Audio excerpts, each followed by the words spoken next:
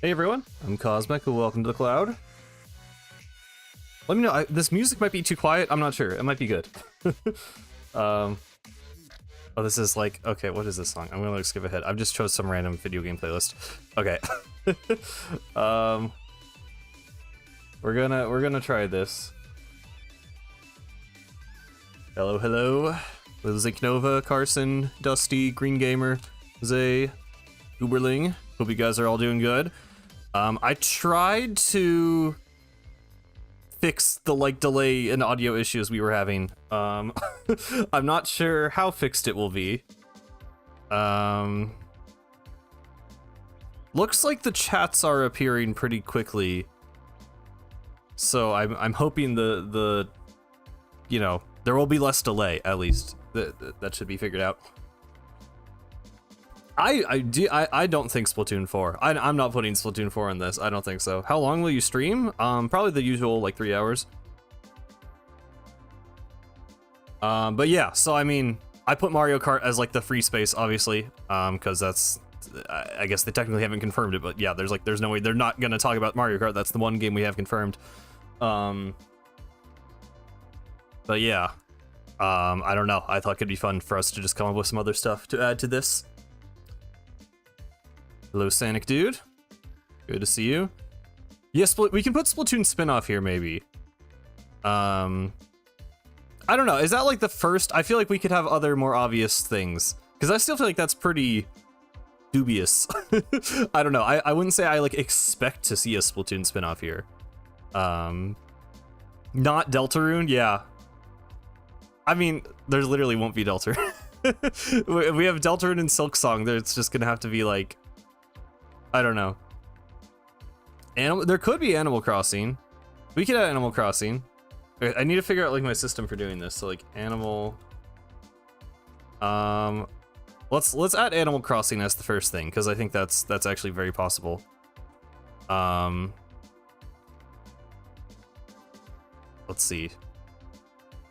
I think a 3D Mario game is like almost guaranteed. I don't want to get my hopes up too high, but yeah, 3D Mario for sure. Here we'll just like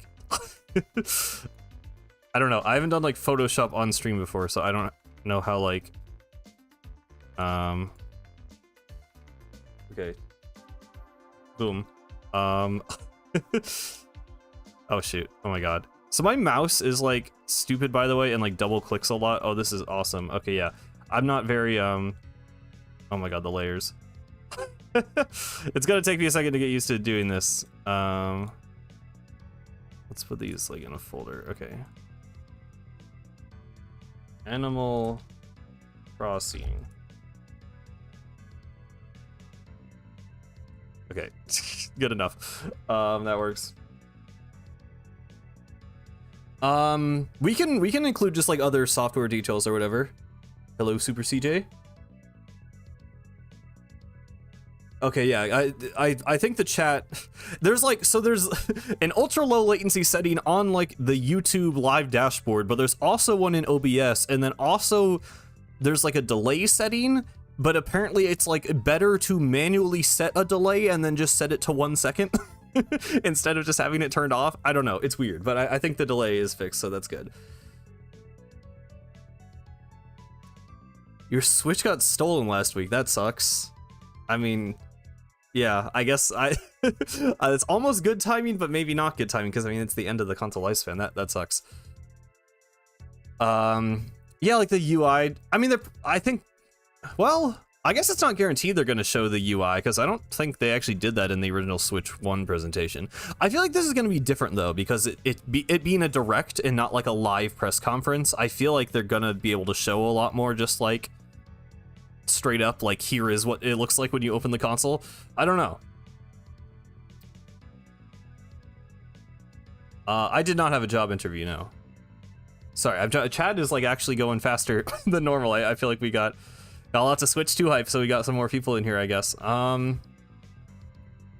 yeah, so there's actually kind of a lot of news to talk about, because we got the Switch 1 Direct, which just kind of came out of nowhere, and Nintendo Today dropped, the mobile app. So yeah, I guess before we get super into this, yeah, I don't have a ton of thoughts on the Direct. I haven't played a Rhythm Heaven game. I'm not like a big Tomodachi Life person, but I know people have been asking for those for literally the entire Switch generation. So, you know, very cool to see that for those people who are excited about that. There's not going to be third kits, dude. There's not going to be third kits. But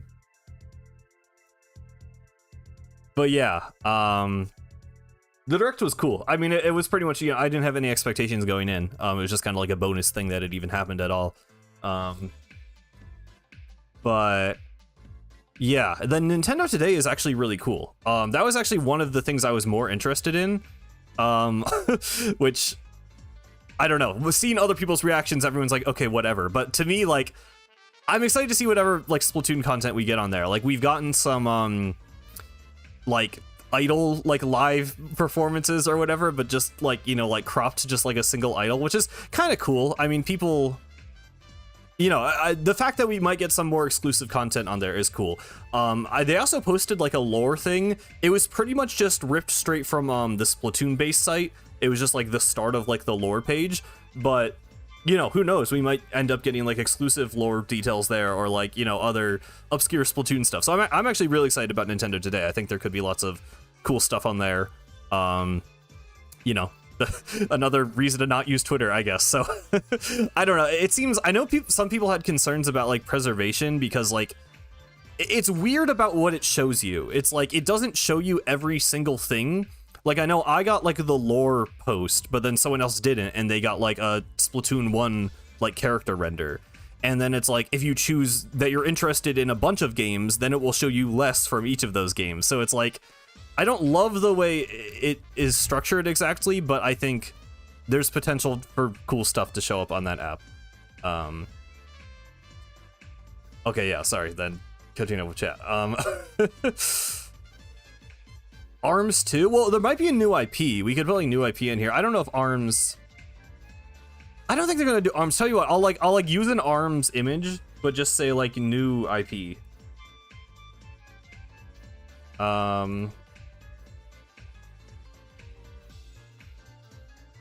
Yeah, let's just grab this.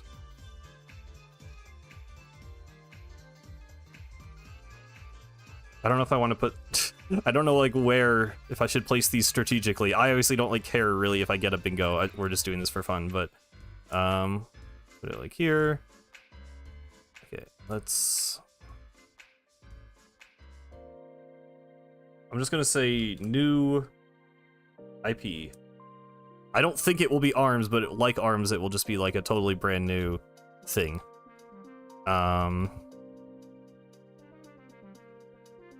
I think it's way too early for Splatoon 4. I mean, it hasn't even been a year since Grand Fest. I don't think, I really don't think we're anywhere close to Splatoon 4. Sniffer Clips 2? Oh yeah, like a weird game with the mouse cons is probably gonna happen. Yeah, I hope there's no mention of Splatoon. I think it's just too early for anything. New Jamboree just came out. I think it's too early for new Mario Party DLC would be nice, but they would have announced that in the last direct, not this one probably. 2, 3, yeah, 1, 2, 3 Switch or whatever. Kirby game, yeah, I think Kirby game is likely. We can do Kirby on there.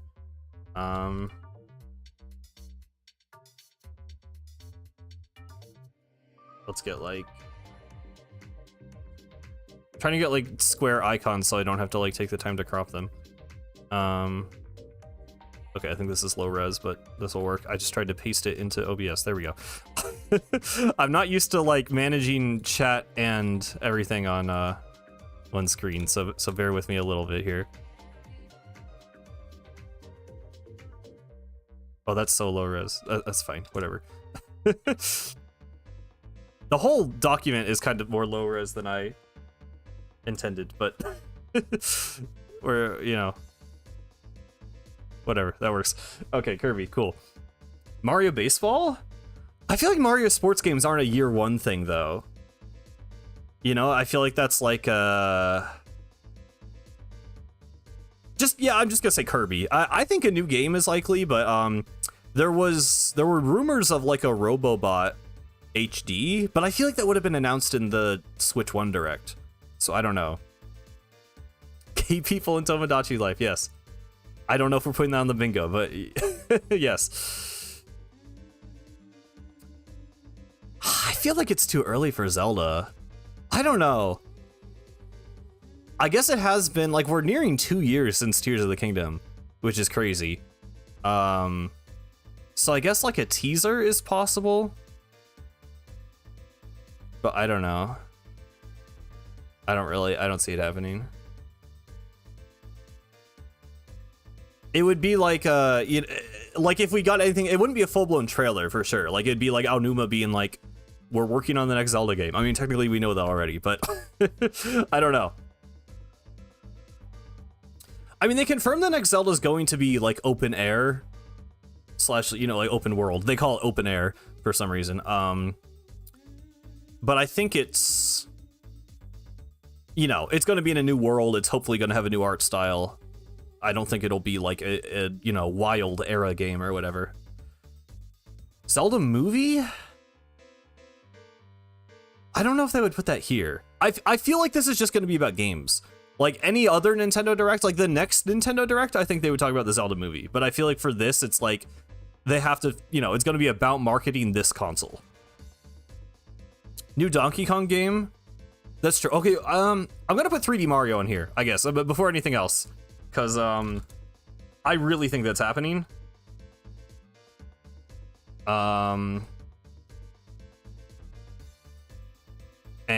I really want it to happen. So we're gonna throw that in there. This like middle row is like things I think are probably gonna happen the most. That's fine. Why is that? Okay, that looks lower res than I thought, but whatever. It's just because the document is whatever. New 3D Mario, this is my #1 most anticipated thing for sure. I'm so excited to see what they do with 3D Mario.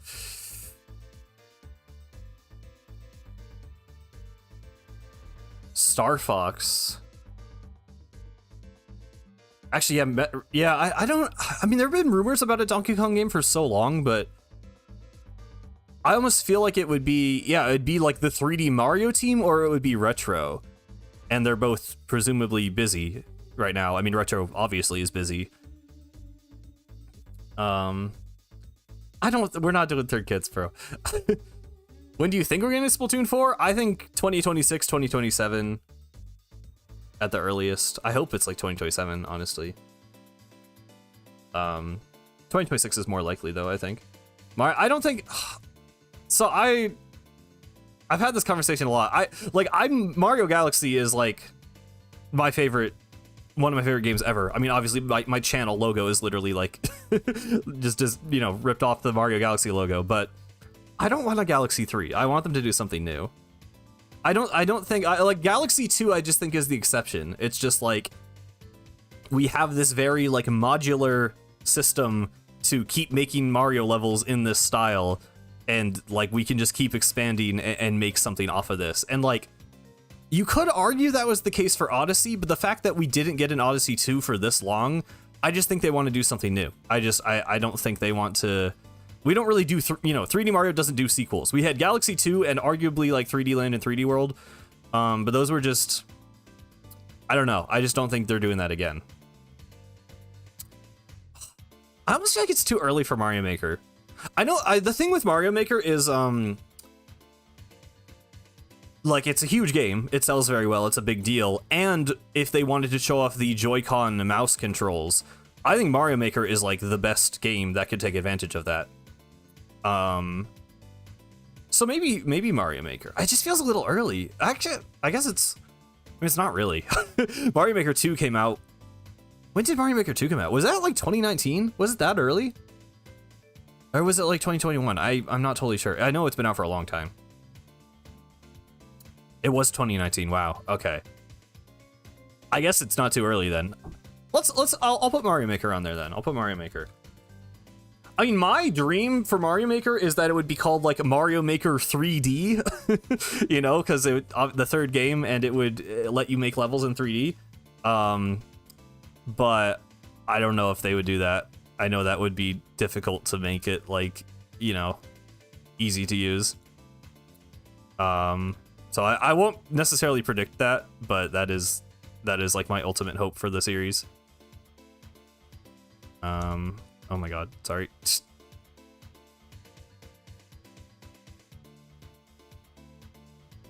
Mario Maker. Is the music a good volume, by the way? I just want to double check that we're good. Okay, don't need to be okay, no, hang on. Don't need to be a super perfectionist about this, but I don't want it to look stupid. Why is it not just... Can you just snap to being centered on the thing? Okay, there we go. There we go.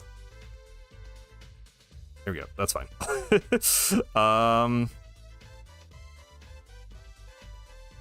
What music? There should be music. It says there's... Okay, I'll turn it up a little bit. It is pretty quiet.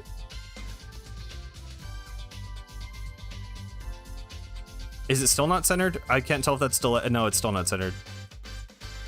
Oh my god. I'm sorry. Am I stupid? Why is this... There we go.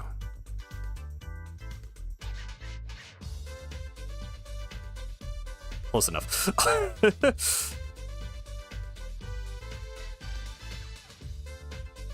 Metroid Pinball.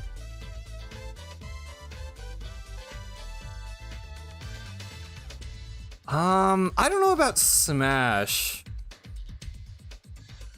We could say like a Sakurai game, because I know he said he was working on something, but I don't know.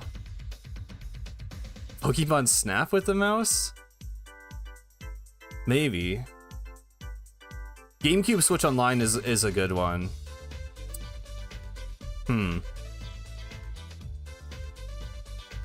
A lot of these are good suggestions that I probably will put on here. I'm just trying to think of like the order, because I don't think they all need to be on.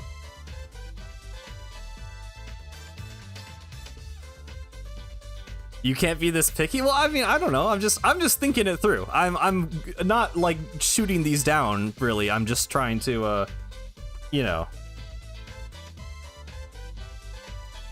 I like GameCube Switch Online, I think is a good idea.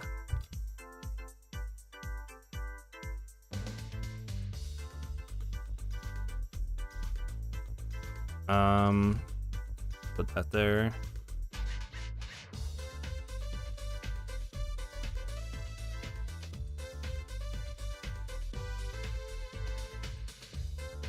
I don't know how, just GameCube, I'll say GCN Online.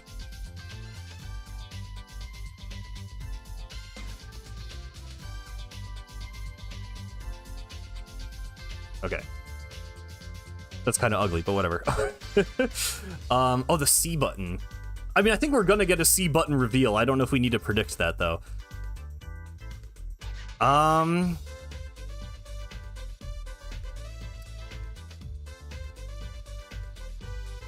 Wait, sorry, this is killing me because this looks so ugly. Let me do it like this, but then the text isn't. We'll figure that out.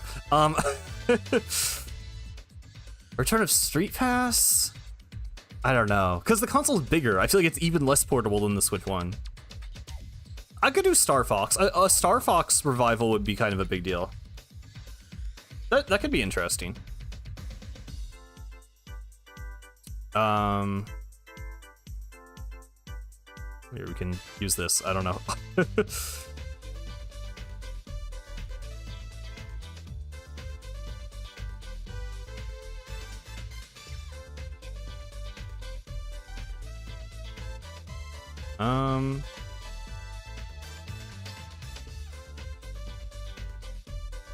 Nope, don't do that.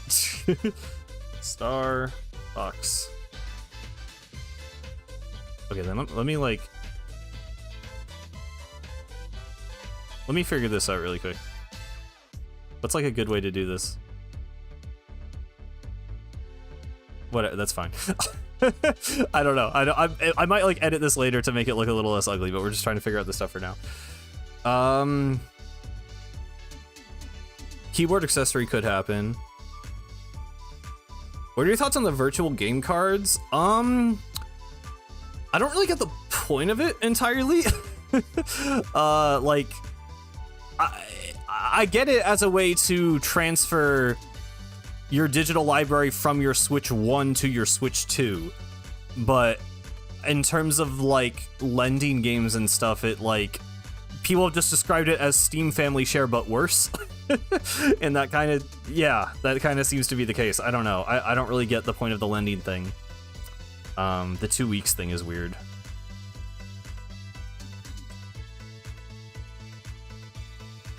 Street Pass with smartphones. That'd be cool. That's like a really specific prediction. I kind of like the idea of that though.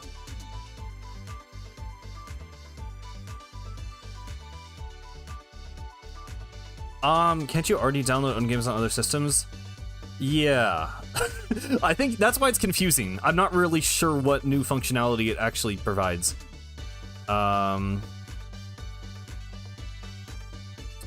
So yeah, I don't totally know what to think of it yet. I guess I'm gonna wait until we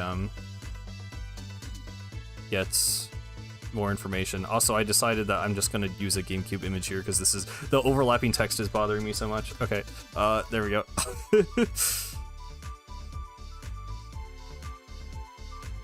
There we go, and why is this?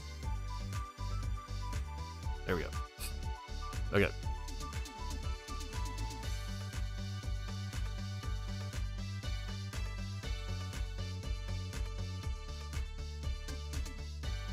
It lets you share a game without having to check.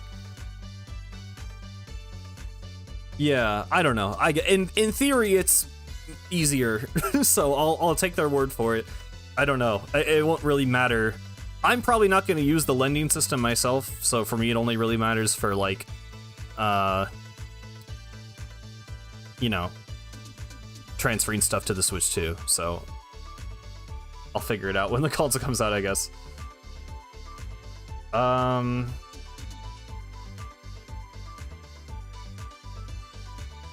New Paper Mario?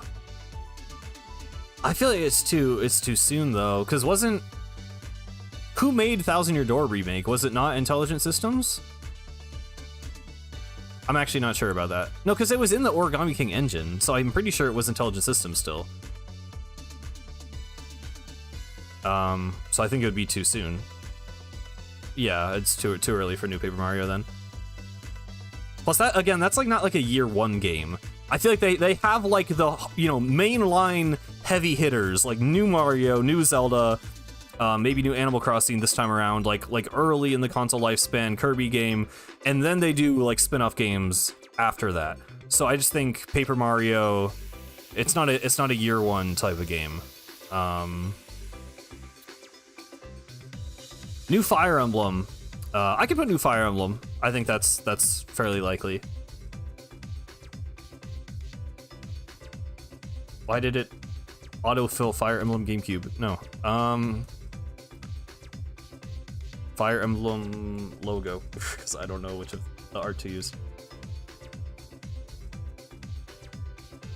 Can I get like a square logo so it's not super tiny? I'm just trying to find like a decent. Okay, we'll roll with this.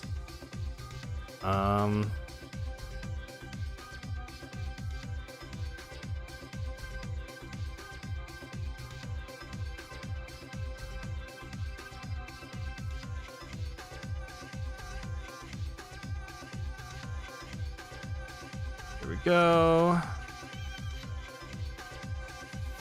Is this not centered? Why is it? My mouse is doing the thing. Okay, good enough. Pokemon Mystery Dungeon? No. I mean, ZA is about to come out. I don't think they would do that much Pokemon. Nintendo Land 2?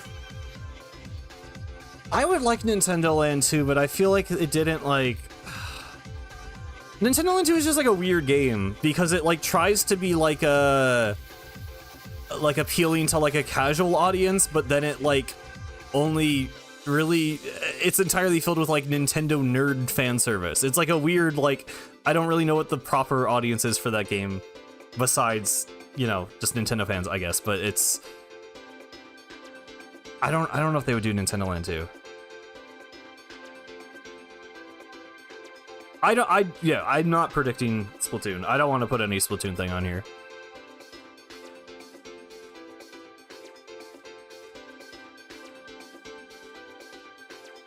Yeah, we can do like I'm not gonna say pack-in title because I think they want money, and I don't know if they would do that. But I'm just gonna say MouseCon gimmick game. There's gonna be some weird gimmick with the mouse Joy-Cons, which still have not actually been officially confirmed to be mouse Joy-Cons, by the way, but they basically have. So we'll put it there.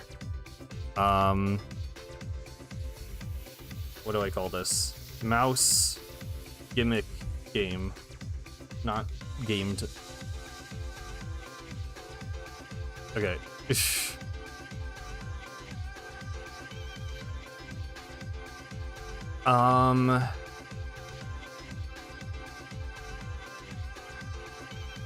Menu themes?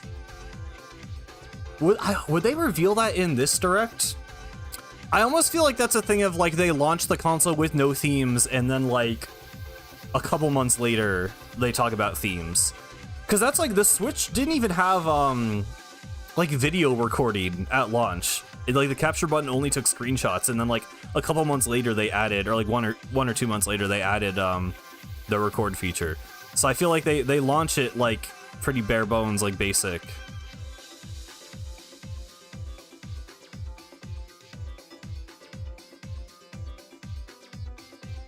I don't know if they're gonna emphasize Mii Maker. I feel like I know with Tomodachi Life and like the Miitopia port, like they haven't like forgotten about Mii's, but I don't think they want to put them fully back in the spotlight again like they did on the Wii.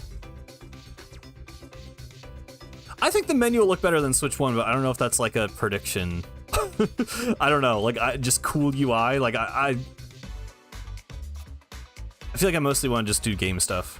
I mean, we can do other like feature stuff, I guess, but UI is, I don't know.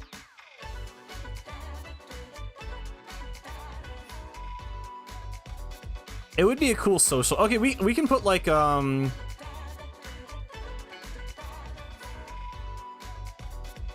just say like Switch Online like social features. Like whether that's in the form of mobile app stuff or like a, you know, Miiverse return. I would really like, especially with like Nintendo Today and everything, like I don't know, it'd be cool. It'd be cool to have something like that. So I'll just say like social, that is features. Feature, just so the text fits.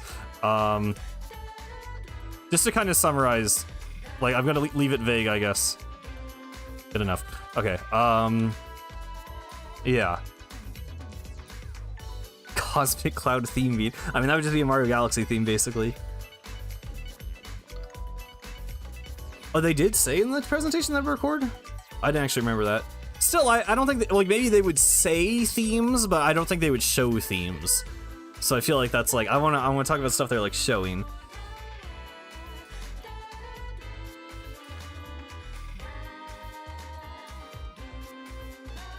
Silksong would be crazy. I don't know. I mean, I do think they'll have some third-party support in this.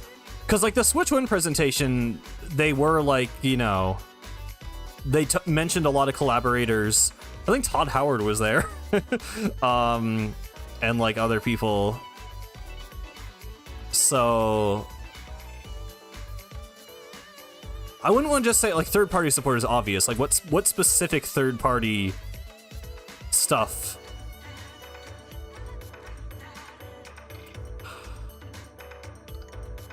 I don't know. I hope it has music. You know what? Sure. I said I wouldn't do the UI thing, but menu music. I want to put menu music as a thing, because that's genuinely something I really, really want.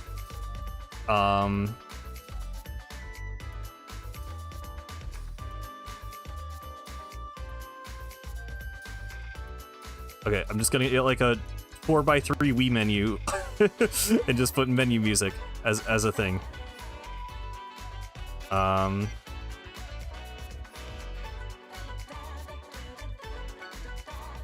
Because I really do hope.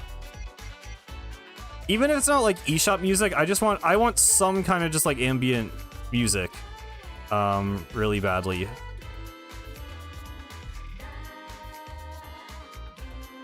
So I'll leave it at that. The rest of the UI, whatever. Music is the one thing I'm really missing. I don't even mind the menu like visually being simple. I just want music. I don't know if they put Just Dance. Maybe they would. I feel like that's like a sizzle reel game. That's not like a reveal, you know? Like, I don't know. More Nintendo Switch Online? I mean, we put GameCube Online. I don't think there would be any more than that. Oh, I did see that, Carson.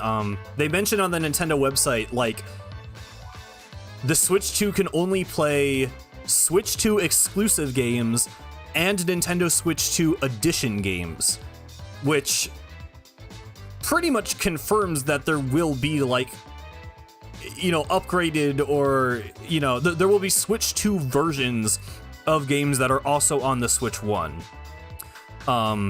Which is kind of a big deal, and I imagine they'll go into that, but I don't know. I don't know if that's like a bingo slot. That's interesting, but I don't know. Minecraft is a given. We don't need to predict that.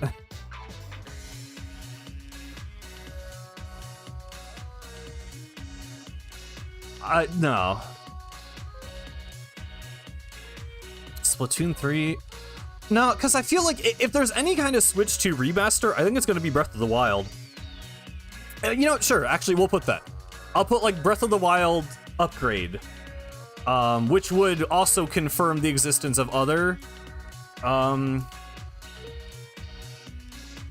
you know, of other game upgrades, but this would be, like, the one they would show, I think. So I'll just put this... Because I don't know if remaster is the right term, but I think it would be like some kind of upgrade.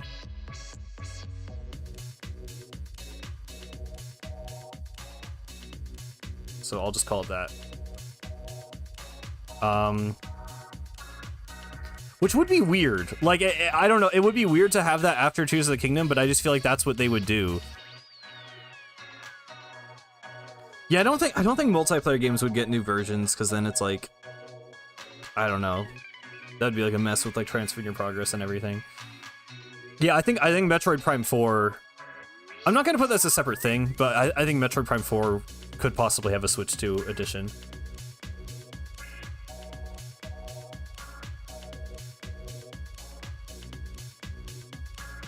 Yeah, I just really don't think Splatoon is their focus right now. Like, as much as we are Splatoon fans, like... I think that team is probably working on the new Animal Crossing, and then I think they're gonna make the next Splatoon game. Splatoon 3, we can still keep playing it, it's still gonna be a good time, but I just, from Nintendo's perspective, I don't think they're putting much more into it. Animal Crossing... I don't think you need the full Animal Crossing team on Tomodachi Life, though. That also kind of feels like a game to me that's probably been done for a while. Because that's the thing Nintendo does, is like they'll finish a game and then they'll wait to release it until it's like the right... Well, actually, no, that's not true, because it's releasing next year. I kind of forgot about that. I still don't think that would occupy, like, you know... I don't know. Smash Bros. Ultimate? I think the only thing they'll show in this presentation would be like a Breath of the Wild remaster, as like the Nintendo Switch 2 can, you know, there will be new editions of games with better graphics. I don't know what that upgrade system will look like. I know a lot of people, like, I don't have a PlayStation, so I didn't actually even know this was a thing until it started being a Nintendo conversation, but it's like, they make remasters of like fairly recent games and make it so you just pay like $10 to $15 if you own the original to get the new like remade version.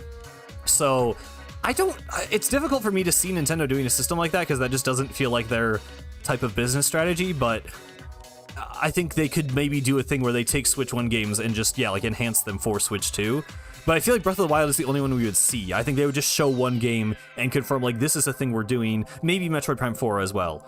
But obviously that's kind of different because it would have been developed, like, in conjunction or at the same time as Metroid Prime for Switch. So I'm not sure. But I'm just going to leave it at Breath of the Wild for now.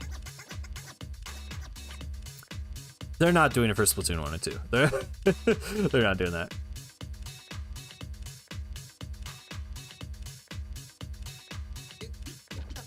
I mean, 60 FPS would be the big thing for Breath of the Wild. Higher res textures, but 60 FPS or higher.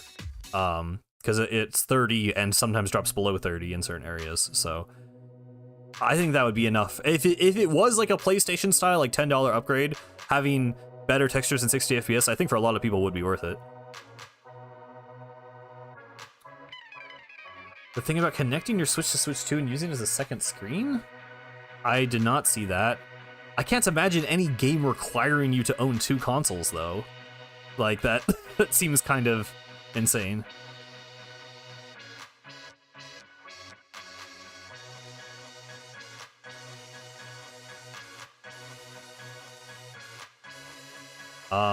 Also, yeah, resolution. Yeah, I don't know if it's gonna be 4K.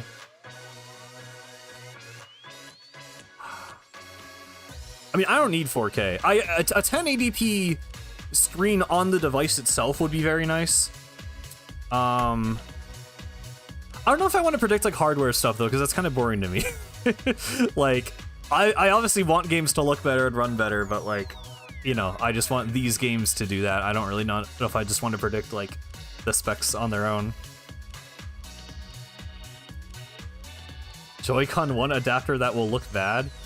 I mean, I think you would just connect the Joy-Cons through Bluetooth. I don't think you would physically put them on the Switch. Like, that's why they just released that Joy-Con charger stand thing, I think. Just so you can just charge them on the stand and then connect them to your Switch 2. But not, like, physically connect them. I just think Splatoon 2 was an entirely different situation. Because the thing is, this console is backwards compatible. There's no rush to get a new Splatoon game on this console when you can play the most recent Splatoon game on this console. And also, everyone owns a Switch. People didn't own a Wii U, so people didn't know what Splatoon was. Lots of people were going to buy Splatoon 2 because they didn't have a Wii U, they didn't have Splatoon 1. Now, everyone has a Switch, everyone probably has Splatoon 2 or 3, and, like, I just don't think there's the same pressure. I just think it's a very different situation. It's a new console, but it's a backwards compatible console, and we have we have 2/3 of the trilogy on this console. So I just don't think there's the same kind of pressure to put a new Splatoon on yet.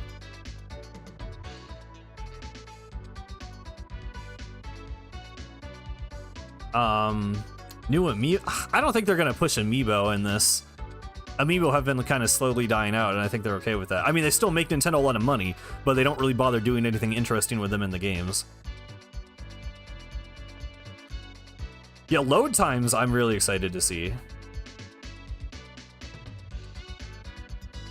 Yeah, like, Splatoon 3 is still an active game. Like, Splatoon 2...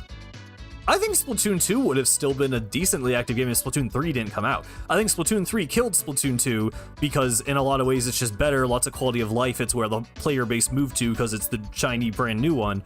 But Splatoon 3 is still a thriving online game. Like, there's no reason to kill its momentum right now. Splatoon, if there was ever any kind of Splatoon level builder, I think it would just be in the next Splatoon. I don't think it would be a separate game.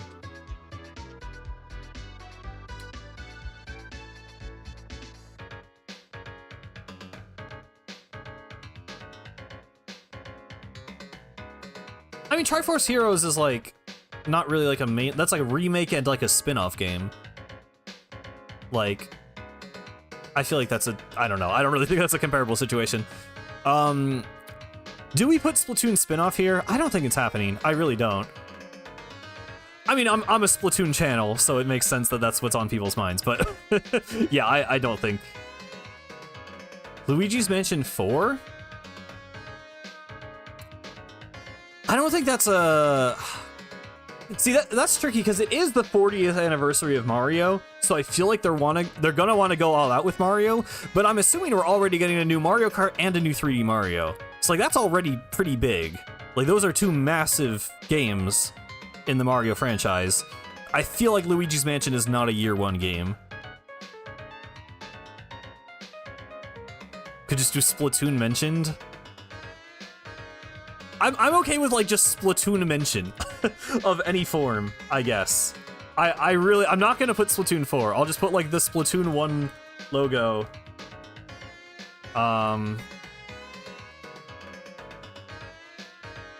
We'll throw this in here. We'll just put it some, oh, don't make it squished.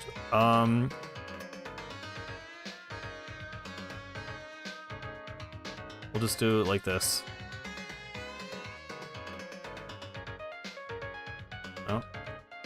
Oh my god. Please just function normally, mouse. Thank you. Splatoon. I'll say splat mention of any form.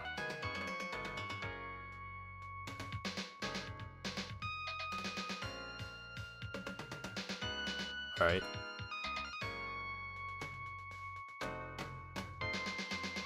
Oh, sorry, you were talking to someone else, Carson. Okay. Yeah, I mean, they're just gonna be like, it's backwards compatible. Look, you can put Splatoon. I don't, every time they talk about backwards compatibility so far, they've just used like Mario and Zelda as examples. So, I don't know. I'm not putting Splatoon 1 key art because there will not be anything Splatoon 1. There's... I just think the C button's a guarantee. I don't think that's really a prediction. Like, obviously, they're gonna cover the whole hardware.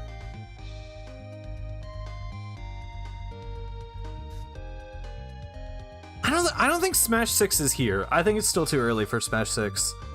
I don't think that's like a console reveal, game reveal. I don't know. Predict pricing? I feel like everyone just thinks it's gonna be $400. I don't know. So I don't know. I'm good with putting like more obscure stuff on here now, but I'm thinking like game stuff. More test games? Well, I feel like we're just going to see the result of that weird test game. I don't think it would be 500, because Nintendo tries to be kind of accessible. Like, I know it's a kind of rough economy right now, but I just 400 is already kind of steep for Nintendo, I feel like. So I just don't see them going much higher than that. Like, maybe 450. I think 450 max. I don't think 500. I mean, I hope the eShop is an app. I don't know if they would really... Like, I'm sure they would be like, you can buy games digitally on the eShop, but I don't know if we'd really, like, see that. They probably wouldn't show it lagging anyway if if they show it.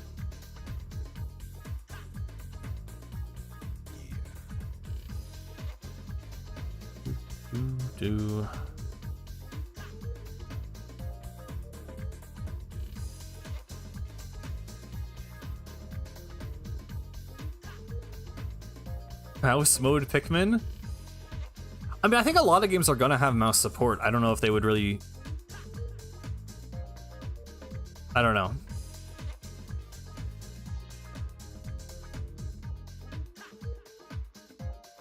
I mean, the problem with the Labo is that it doesn't fit. Like, the controllers and the console are different size, so you'd have to make entirely new Labo sets. Labo also just wasn't that successful, from what I understand, so I don't really see them... Like, Labo was a weird Switch Nintendo experiment thing. I don't really think they're gonna...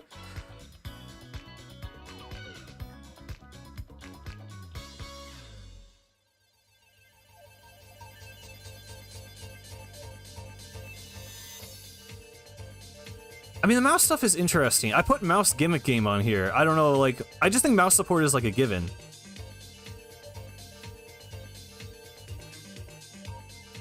Mario Kart Tour 2. What's just like a smaller Should I put Delta? I'm just gonna put Deltarune tomorrow. I'm gonna do that. I'm gonna put that on here.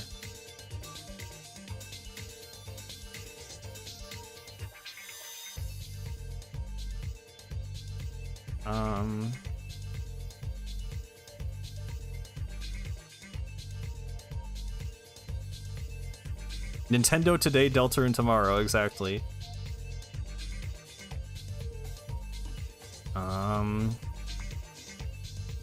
We'll just put it here, I guess. Like I said, I'm not really being strategic with these placements.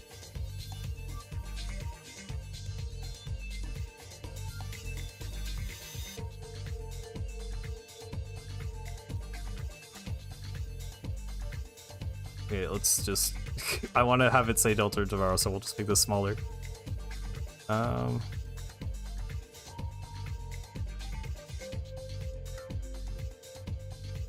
Cool.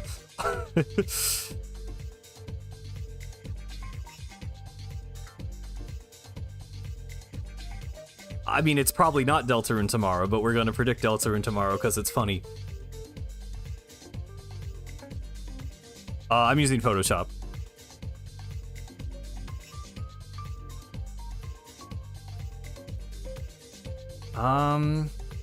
New free games for NSO. I don't know if they would. That's like a direct filler game. Not like filler. Oh, what did I just do? Oh no. Okay, there we go. I don't think that's a like that wouldn't be here. Nintendogs? I don't know.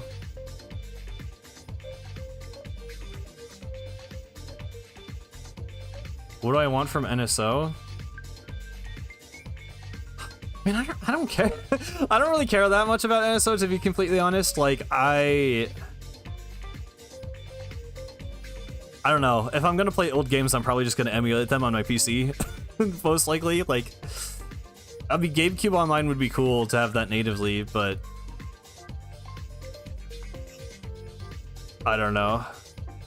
They're not going back to free online. I mean, they already confirmed that NSO is going to be on Switch too, so it's going to continue being paid. There's no reason they would just make it free.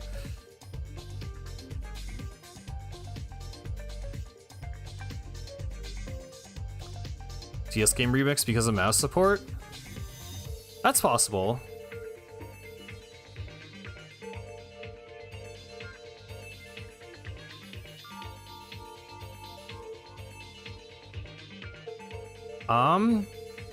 I mean, I assume they would have crossplay Green Gamer. I don't know why they wouldn't. What is this an Animal Crossing song? It is.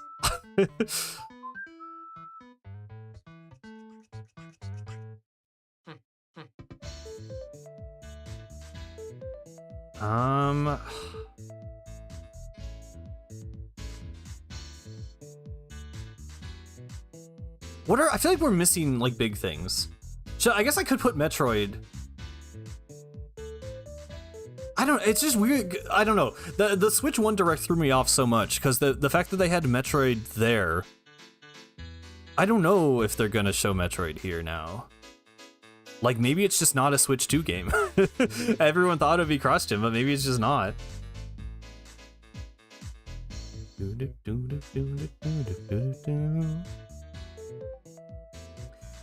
I guess I could just put like mouse updates. I don't know what that would really be for though. I think it's not. I think Luigi's Mansion 4 is like a next year thing. I feel like that's gonna come, but I don't think it's gonna be here. I think it's too soon.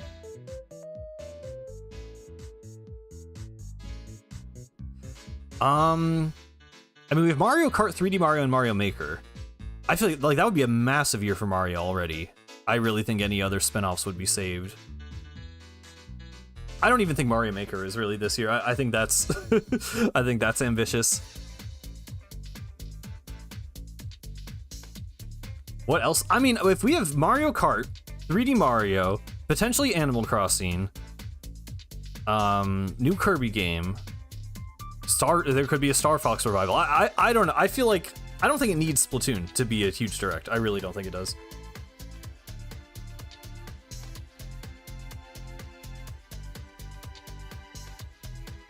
Yeah, I mean that's Mario Maker would be so perfect for the mouse. I hope they acknowledge Splatoon 10 year anniversary, but I just don't see it being anything to do with the games. Like I don't think it's a game update. I don't think it's a spin-off. I think they're just gonna like put out a video or something. F-Zero? We could have F-Zero. This second to bottom row is just gonna be our like cope row. It's gonna be the Star Fox Revival, the GameCube Deltarune.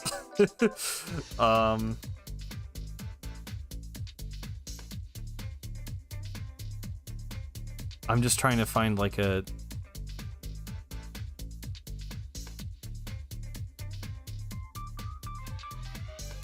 square F-Zero logo. Okay, we'll just take this one.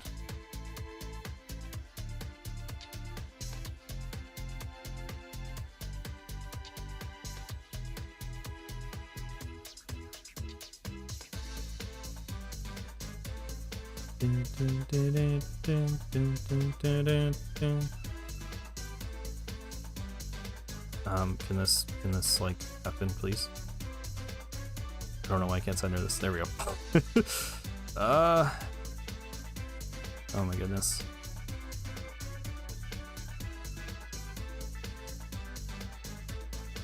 In case you couldn't tell from the logo, this is F-Zero.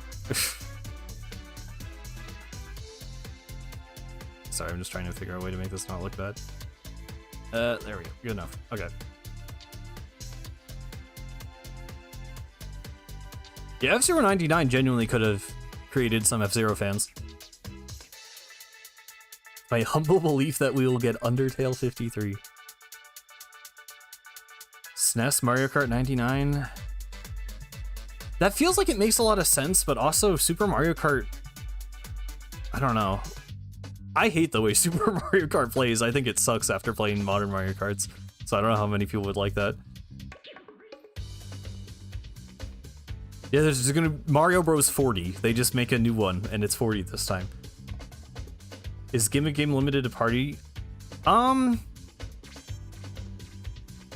I wouldn't say party. I guess I put the 1-2 switch icon there, but like it could just be like a, you know, just some weird game, not necessarily a party game.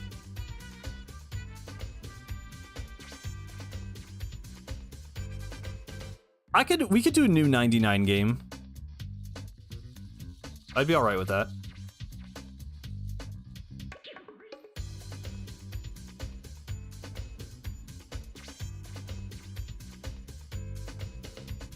I'll just say new 99 game and keep it vague.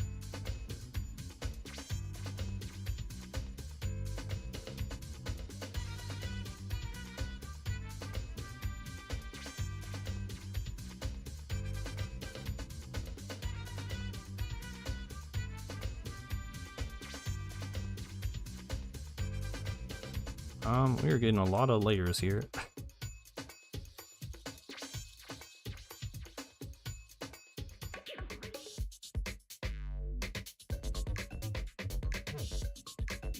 Okay.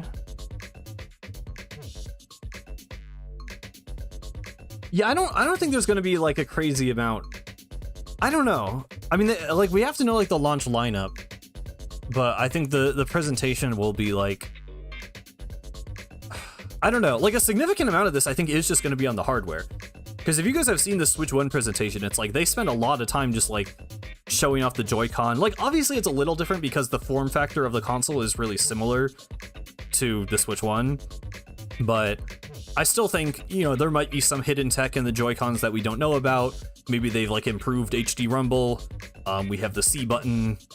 I don't know, maybe there's like a camera or something that we don't know about. Like, so I think they're gonna spend like a good while just like kind of showing off the new hardware and what makes it different from Switch 1 before they dive into all the games, I think.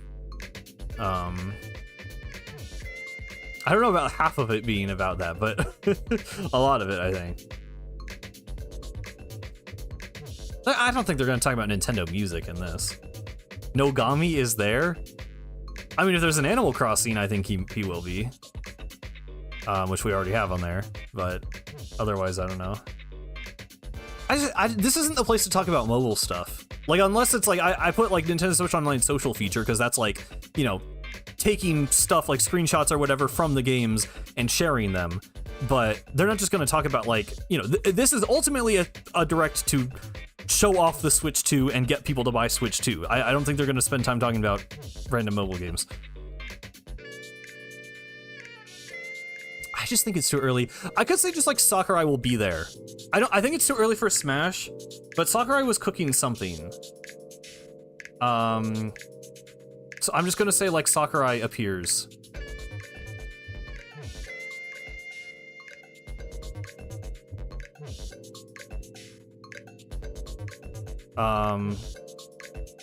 Okay. Hello, Sakurai.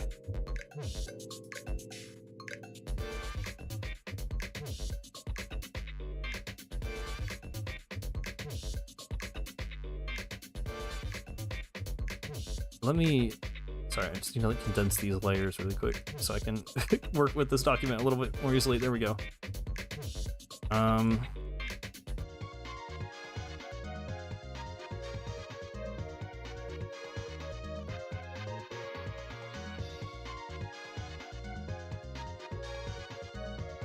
Sakurai appears. There we go.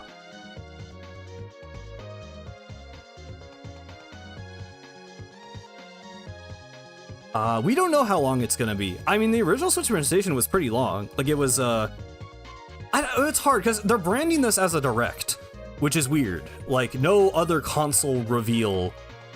I mean, technically, you know, they've revealed it already, but no other, like, showcase like this has been a Direct. It was just, you know, a Nintendo Switch presentation, or before that, it was just press conferences at, like, E3. So them calling it a Direct, like, maybe it will have really fast pacing, maybe it will be around like 45 minutes. I think Doug Bowser's guaranteed. I mean, he better appear. I think it'd be crazy if he didn't. I think Sakurai is like you know, Sakurai, he confirmed on his YouTube channel that he has been working on a game. I personally don't think it's Smash. I think it could be like a Kid Icarus or some other, you know, game revival. I think it'd be cool if he made a new Star Fox game. But I think there's a decent chance he shows up. Yeah, I could see being closer to like an hour and a half, honestly.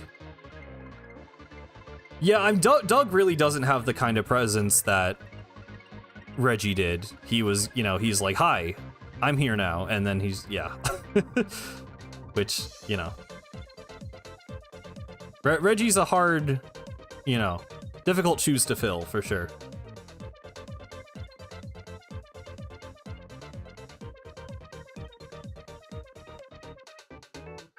Oh, yeah, I could say an internet browser.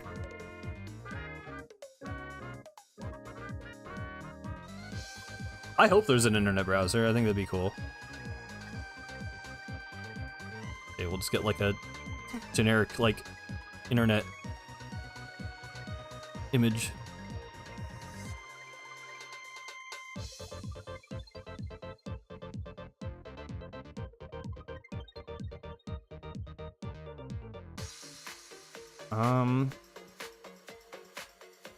No, don't do that. There we go. Can I just do the thing? There we go. Internet browser. Oh yeah, I love this song.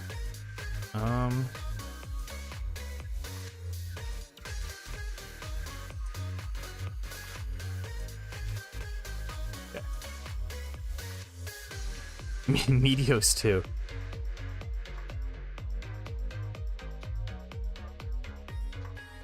Yeah, I wish Doug showed up more, but like, he's just clearly not trying to be the same kind of like personality that Reggie was.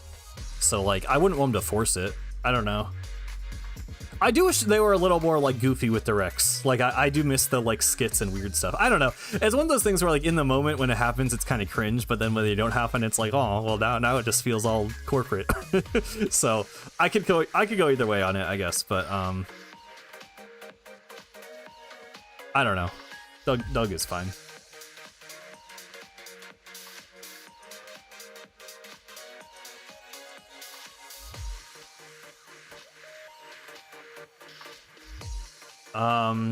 I mean, yeah, like, to be clear, I don't think all of these games are appearing at all. Oh, is it Blue Archive? Right, this is a Blue Archive song. I mean, it's just a playlist. I didn't make the playlist. I barely know what Blue Archive is. I just know there are anime girls, but I do like this song, so I'll give them that.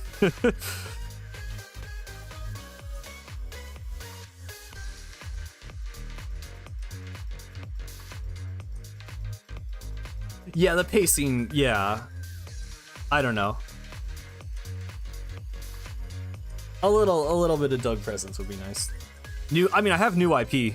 I have that here, so. I hope there's a new IP. I think that'd be cool.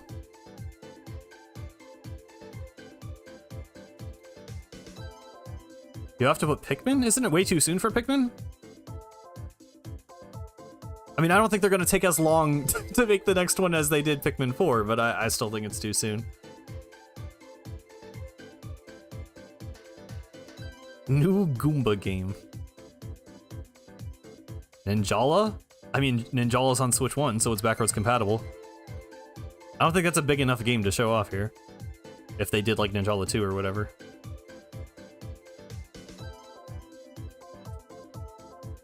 I don't know if they would show off.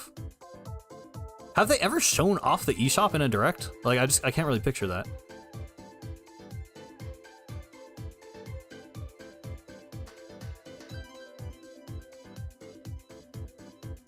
Crossover game?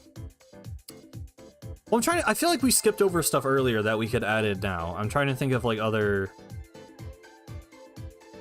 I feel like it's probably still a safe bet to put Metroid on here somewhere, right?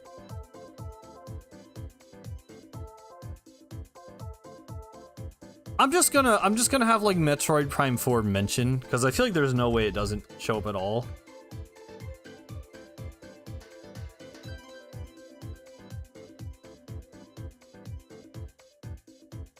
I don't know. I think it would be really weird for it to just not be there in any form. Oh, that is a large image.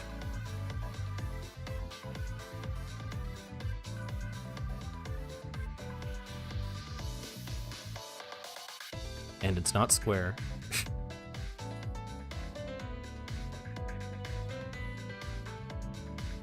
Okay, this is gonna annoy me otherwise, so we're gonna fill that in.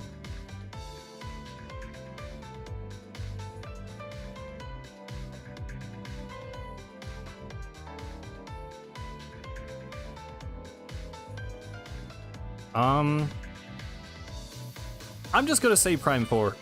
I don't know what it's going to do in the direct, but I think it's gonna be there somehow. It just feels like it should be.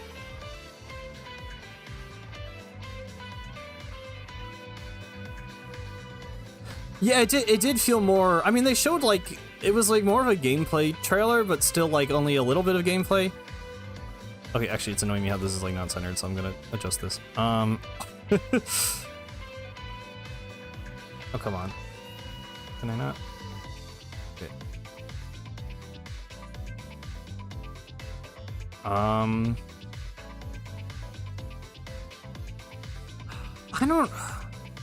don't know if a Switch 2 Sports would be here. And like, I think a lot of the stuff you guys are saying is going to happen like either throughout this year or next year. But I don't know. Oh, you know what? I'm gonna put that there because I want to see it. Pro controller reveal.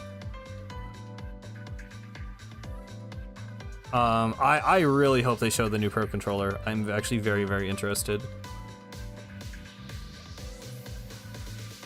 Because I mean, surely they know that like a lot of players use it primarily over the Joy-Cons, so it's like it's kind of a big deal to show it. And if it had any new features or whatever, that would be cool. Did I do the bottom? We'll put this in the bottom right corner.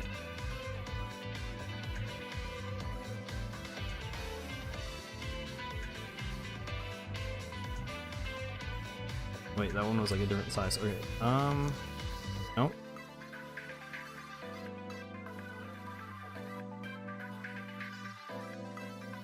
Pro con reveal.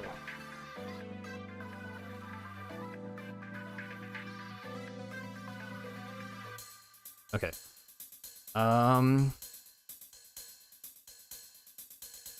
Silk Song. I guess if I put Deltarune, I should probably put Silk Song, right? I can tell you what, I don't think New 3D Mario and Mario Maker are both happening, so I'll put Silk Song in that column.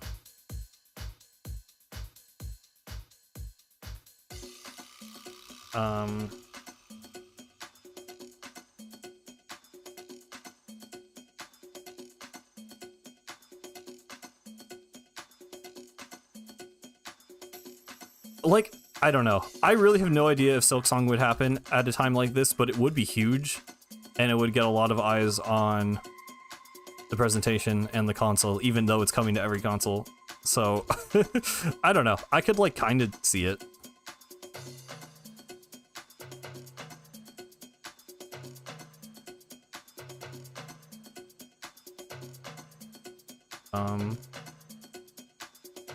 Okay.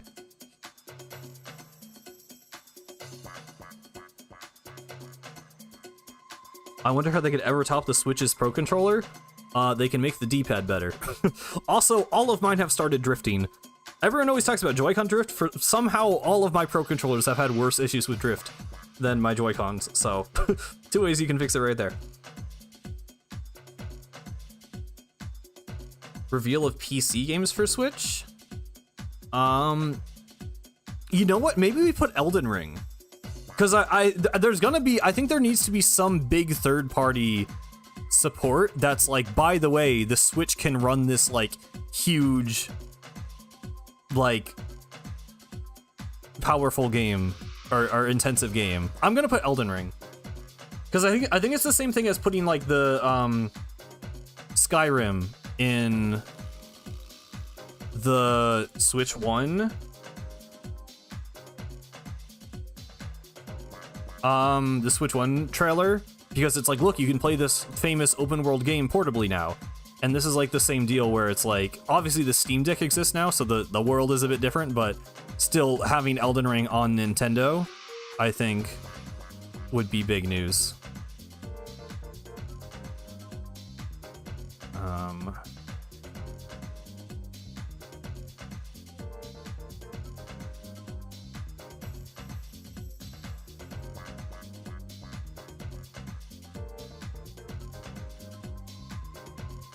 Elden.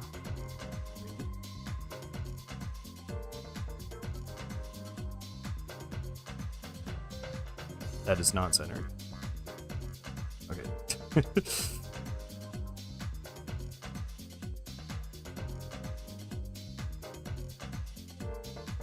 They're just gonna be, well, having PS4 level games on Switch would be good. That would help the console compete while also having Nintendo games. I mean, that'd be a good thing. I don't think they're gonna fill the Direct with that, but I think you have a little bit of that to show that the Switch is capable, and I think that makes it look really good.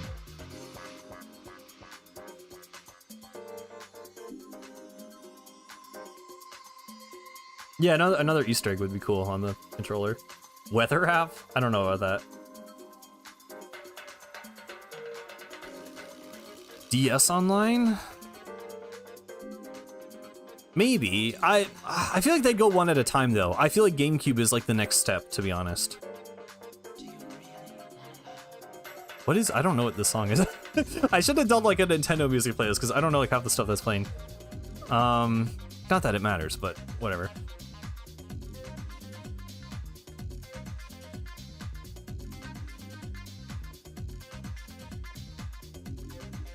I'm liking the look of this though. So we only got 2 spots left.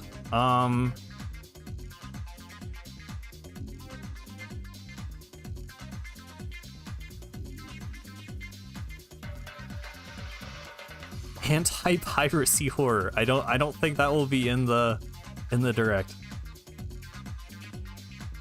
CS:GO?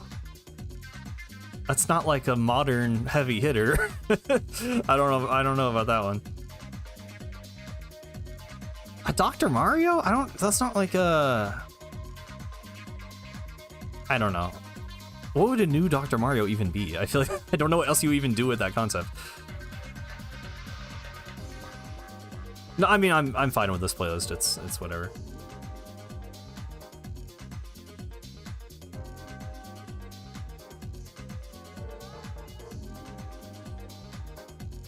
I mean, better storage would be nice. I'm still just feeling like I don't know. I just think all the spec stuff is obvious. I mean, Nintendo doesn't like to get too much into the specs. But I think mentioning like storage or whatever, I don't know.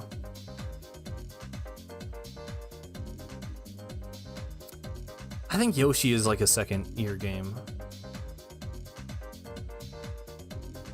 The second screen thing seems so fake to me. I don't know. I guess I could put like the like USB-C accessory, because there's the weird top USB-C, because there could be something there. I think that'd be a good thing. Let me, is there's like an image someone already has of this? Okay, good. We can like crop this one.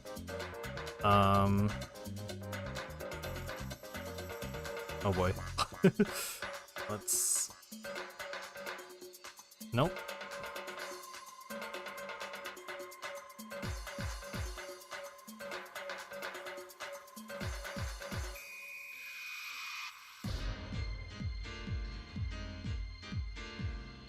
We'll do like... Boom. Boom. I also just noticed that Elden Ring image is slightly bleeding over, and that's annoying me. Okay, so...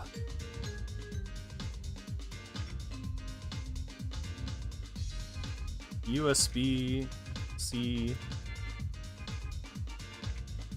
accessory, that's how you spell it, right? I think I spelled it right.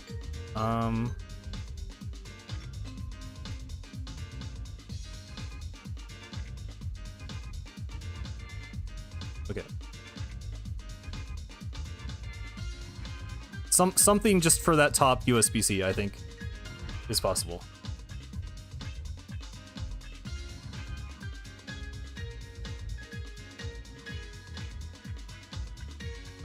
The C button is legit because Nintendo accidentally posted it during the most recent trailer. It was somewhere on their website or like something. I forget exactly where it was, but yeah, for some reason, the leaked Nintendo Switch 2 had a C button on the right Joy-Con.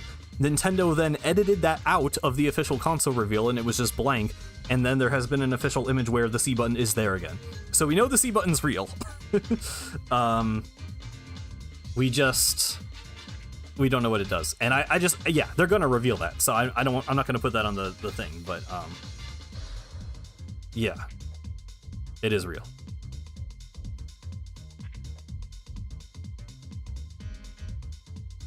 C button game.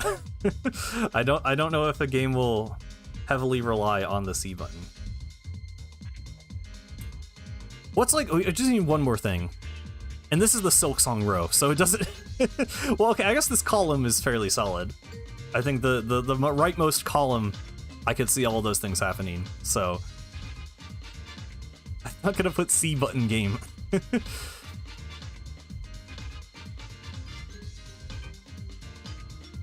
Mother 3? I can't put that and Silk Song together, that's just actually insane.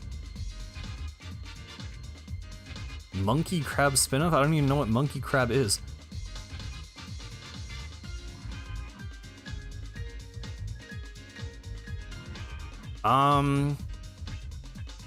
What's like another thing? Oh, maybe Wind Waker Twilight Princess ports? Would they reveal that here after not revealing it in the Switch 1 thing?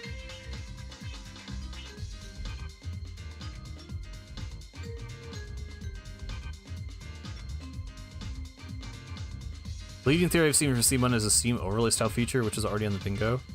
That would be cool. Yeah, I heard some people theorize that it's like C for community. Yeah, I guess they probably wouldn't do that.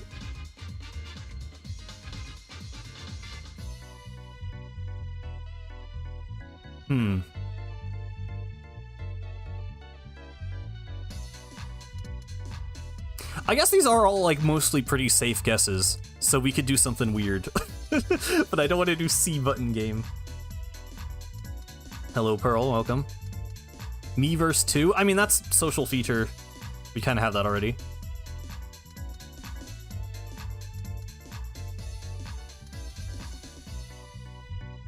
Upscaling feature? I mean, I have like the Breath of the Wild upgrade thing, so I feel like that kind of fits in. I guess, no, never mind, that's not the same thing. But, I don't know. I don't know if they would do... The upscaling thing... I don't know. Wario Land? I don't think that's here. I do like that as like a wacky prediction, but it wouldn't be... They wouldn't show 3D Mario and then show Wario Land.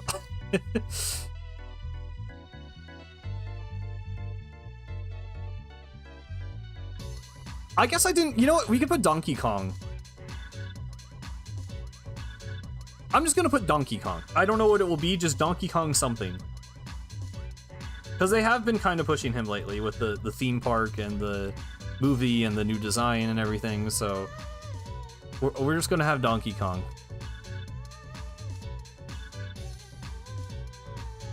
There he is. No, oh my god. There.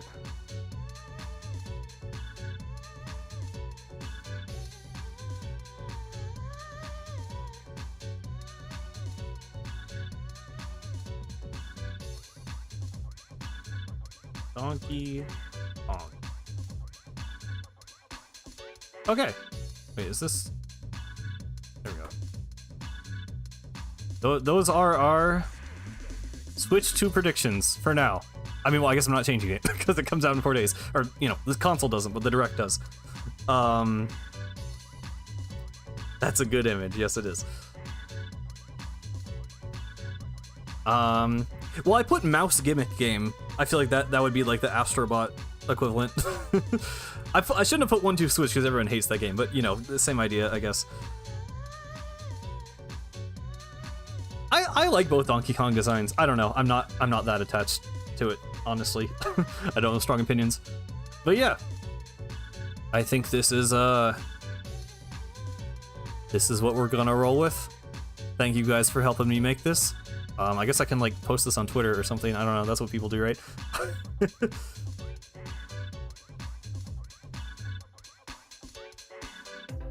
Kid Icarus would be cool, but I don't know. I kind of don't think it's happening, so I'm not gonna put it there. Okay, so let's export this to here.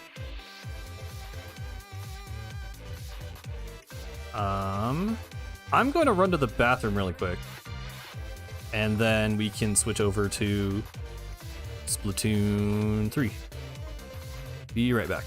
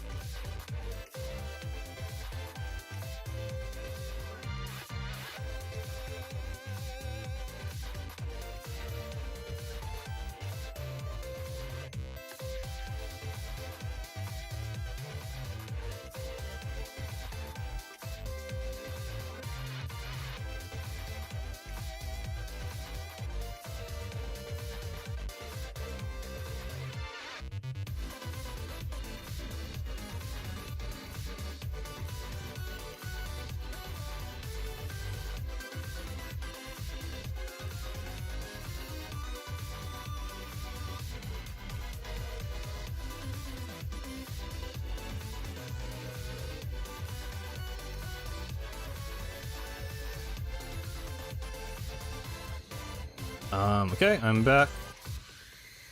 How do I... Okay. Sorry, I'm trying to... I don't normally do things on my PC on stream, so it always takes a second for me to figure out how to, you know, switch everything around. I'll go ahead and tweet that out now.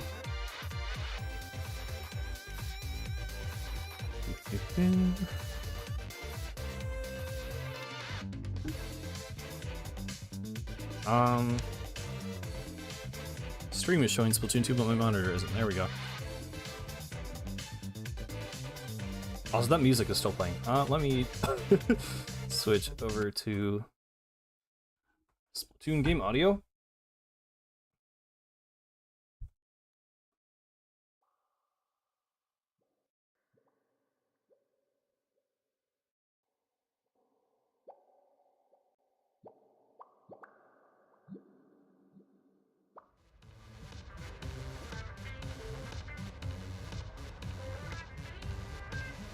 Switch to predictions made with the help of high stream chat. Smiley face.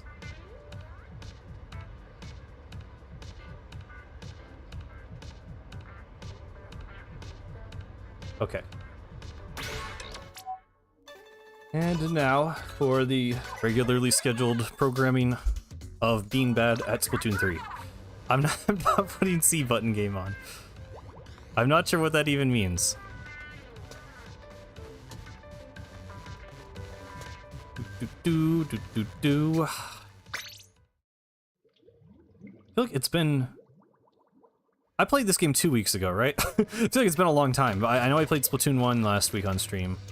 I mean, I've played the game, but just, you know, with you guys. I'm not gonna stream the Switch 2 Direct. I think I'm just gonna record it. I don't know. I don't really like streaming directs, because, like... I guess I would never watch... I don't know. I wouldn't want to watch someone else's reaction to the stream until after the fact. Like, I just like to see it myself or with my friends, and then, you know...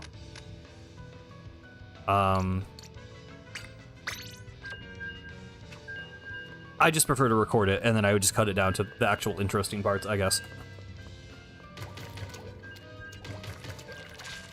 3D Mario son or Animal Crossing daughter.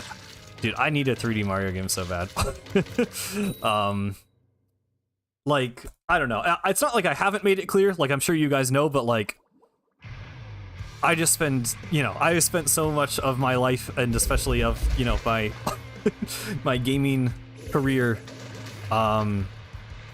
just playing so much 3D Mario and watching so much 3D Mario content, and like it's just genuinely like a very large part of my life. So it'll be like entering a new era when that new game comes out. It's gonna be kind of surreal. Oh god.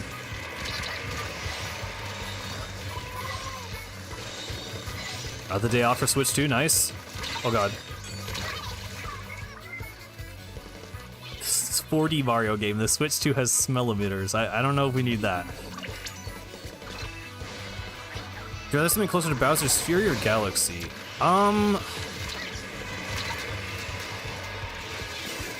Like, it's hard to say, because it does feel like the open-ended level design is sort of like a natural evolution. Like, I know people, you know, talk about like, oh, open world Mario or whatever. The problem, like, it just depends how it's designed. Because with Odyssey, there is a handful of kingdoms in Odyssey I think are amazing. It's like Sand, Metro, and like Wooded is pretty good. And Luncheon has some good areas. But a lot of them are just, you're just sort of like walking. Like it's not, like most of the exploration is not platforming. It's just exploration. And I don't like that. So, I like Bowser's Fury because all of the actual terrain was like actual like platforming. Like they all actually still felt like levels, and you just seamlessly traveled between them. But even there, like riding on Plessy is fun, but it just feels like it doesn't feel like a level. It feels like you're going to the level. So I think like both of them have issues in my opinion. I guess like my dream game would be like Bowser's Fury, but there's no water. You know, it's just level next to level next to level. But obviously like that would kind of break the design of a lot of them. So I don't know exactly like how it would end up working out, but you know, I don't want there to just be a bunch of empty space, and I want the like traversal to actually be like meaningful gameplay, I guess. It's like, I don't know, because I don't even totally know what I want either. But yeah, something that has cool movement, but also levels that actually take advantage of that movement, which I think Mario Odyssey for the most part doesn't really. Yeah. See, I never have a problem with that. I feel like that's a thing a lot of people talk about, of like, you always get removed from the level when you collect a star, but like, for the vast majority of stars and shines, it just makes sense that you get booted out of the level. Like, maybe less so in Mario 64, but in Sunshine, it's always like, there's like an episode, and you like are going to a specific area, and then the shine just brings you, like, you would just want to go back to the start of the level anyway. So I guess I never had an issue with that. What is this team comp we're fighting? Okay, well, this is something. But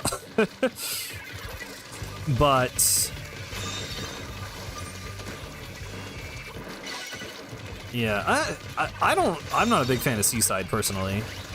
It's like, it works, but it's kind of, I don't know. I think that's pretty emblematic of my issues with Odyssey, where, well, okay, I don't know. I'm biased because I don't like the swimming in Odyssey. I don't really like how Mario swims, and I just think the Cheep Cheeps are kind of boring. So I just think most of the water is not that interesting, and then everything that isn't the water is just like, there's not really anything there. I don't know. Seaside feels kind of lacking, in my opinion. Yeah,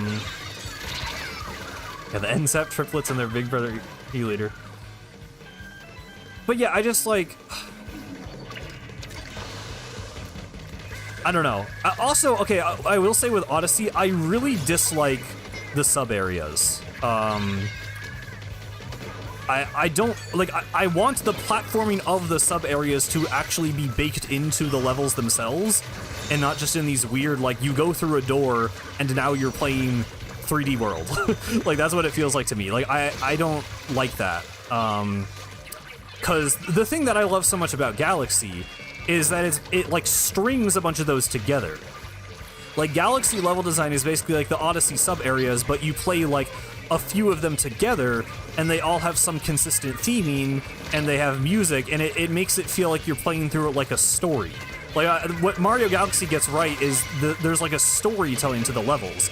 You're going from set piece to set piece, and it like is all this cohesive thing. Like in Battle Rock, you know, you go from going along this like flying saucer thing on the outside of Battle Rock with these cannons firing at you, and then in the next level you go inside of the Battle Rock and start breaking in, and Mario, you start like exploding different parts of it and like stealing the stars from them and saving Lumas.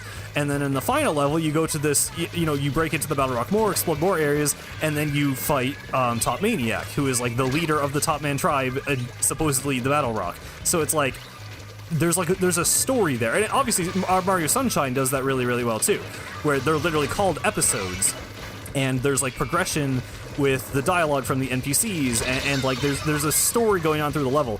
Odyssey just doesn't have enough story, because like there's always some story, there's always something going on with each of the levels, but it's basically just the equivalent of like 1 star in Mario Sunshine, right? Whereas like you beat the boss, you save the day, and then all of the rest of the content of the game is just going into these like decontextualized sub areas and doing Mario 3D World platforming. And I really don't like that. I mean, it's not like you're playing it for the story. It's not like a complex plot, but it's like the emergent storytelling of Mario, of like, you know, there's like a flow from set piece to set piece. It's like the spectacle of it. it's not so much that it's that it's like a narrative, but it's like there's a there's a level of satisfaction and of kind of like narrative cohesion that you get out of the levels being designed in that way, and that's what Odyssey is lacking for me, I guess. See, like, but with Bowser's Fury, it's weird because it does like it does things better and worse than Odyssey. Because I know like Sieve Gaming made a video about this where like there's that one late game level where you're on like the big rotating platforms above the lava, and there's like the point Sieve makes in the video is like, if you boil down this level to the most basic level, to the most basic like visuals of it is safe to stand on these platforms and it is not safe to stand on these platforms. Like, it's literally just like there is blue solid ground and there is red lava. And there is absolutely nothing to contextualize those obstacles within the universe of Mario. It is just, you stand on this platform, you live, you stand on this substance, you die. But Bowser's Fury does have all of these platforms existing within the location of Lake Lapcat, and has Fury Bowser be like a story reason for why you're able to break certain blocks or why platforms appear. So it's like, it's weird. It does both. It fails in some ways and succeeds in others compared to Odyssey. I don't know. This is something I'm very like passionate about, I guess, because it's the thing I care about with Splatoon as well. Like, I think the best Splatoon levels, the reason the ending of Octo Expansion is so good is because there's a story reason for every single thing you're doing. Right, like 8 is escaping from the deep sea metro, you're unlocking the energy core so that you can use it for the elevator. Like, it's all contextualized in that. I just think it makes it better as like a complete video game experience. Like, I don't really, it's hard to like quantify the value that it adds, I guess, because it isn't, storytelling in the traditional sense, but it's almost like, I mean, you're using the environment to, I just think there should be context for the gameplay. Fury blocks gameplay-wise have issues. I'm just saying in terms of like this specific, complaint of the game's, I guess like the Odyssey equivalent would just be like if there was randomly a laser that just turned on every 5 minutes and you had to position it in front of the blocks. Instead of that, it's like Fury Bowser comes and shoots a big fire blast at it. So like, gameplay-wise, there's still the issue of you just having to wait for something to happen, but I think it is better that it is like tied into the character and of Bowser and the plot of the game, rather than just being this like, mechanic removed from any context of the world, if that makes sense. Yeah, and like on some level, like, I don't hold it to the extreme that I would like Zelda, right? Like, I know a lot of people didn't like that in Breath of the Wild, all of the shrines have the exact same design, and they end up feeling very kind of video gamey because they're not really given individual context in the world compared to like classic Zelda dungeons. And to be honest, that actually doesn't really bother me. I thought for Breath of the Wild that worked for what it was trying to do, because you still have the context of like the Sheikah monks and you going underground. Like, it worked well enough for me, and a lot of the times with Mario, like, you can just have colorful floating blocks in a void and I'm okay with that, but I think it's just a matter of like the amount of the game, I think, that is like that. And it's just weird, because it's like with Mario 3D World, it doesn't bother me, really. Because I know that game just isn't trying to really have atmosphere for the most part. Like, there's a few levels that, kind of try, but it's like, it's just a different... I guess with Odyssey, it's just weird because it doesn't commit to it, in my opinion. Like, you arrive at a kingdom, and there's like this story presented to you. Like, the UFO stole the flowers from the robots. The giant octopus guy is drinking the water or whatever. And then that just stops happening. And then you're just playing the game. So I just wish it was consistent either way, I guess. I don't know. Yeah, I mean, in Bowser's Fury is just kind of a different situation because it's like a side game. I don't know. It's hard to describe exactly how I feel about it because it varies a lot from game to game, from Mario game to Mario game and Mario versus other franchises. And I just have very, personal memories with Mario Galaxy and the way that game structures its levels, and the weight that it does actually give to storytelling. So, I don't know, but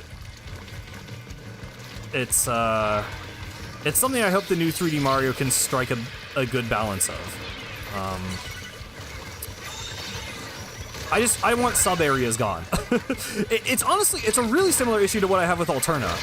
I think it's worse in Alterna than it is in Odyssey, because at least in Odyssey, for the most part, the sub areas are like well-designed challenges that do like fully realize their mechanics.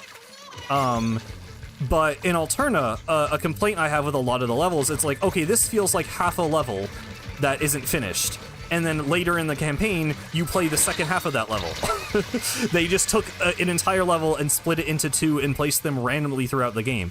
And I just really dislike that. I much prefer the Octo Valley, Octo Canyon system of just fully exploring an idea in like a 5 to 6 minute level that, goes from, the introduction of the mechanic to an evolution to a twist and then like a final test.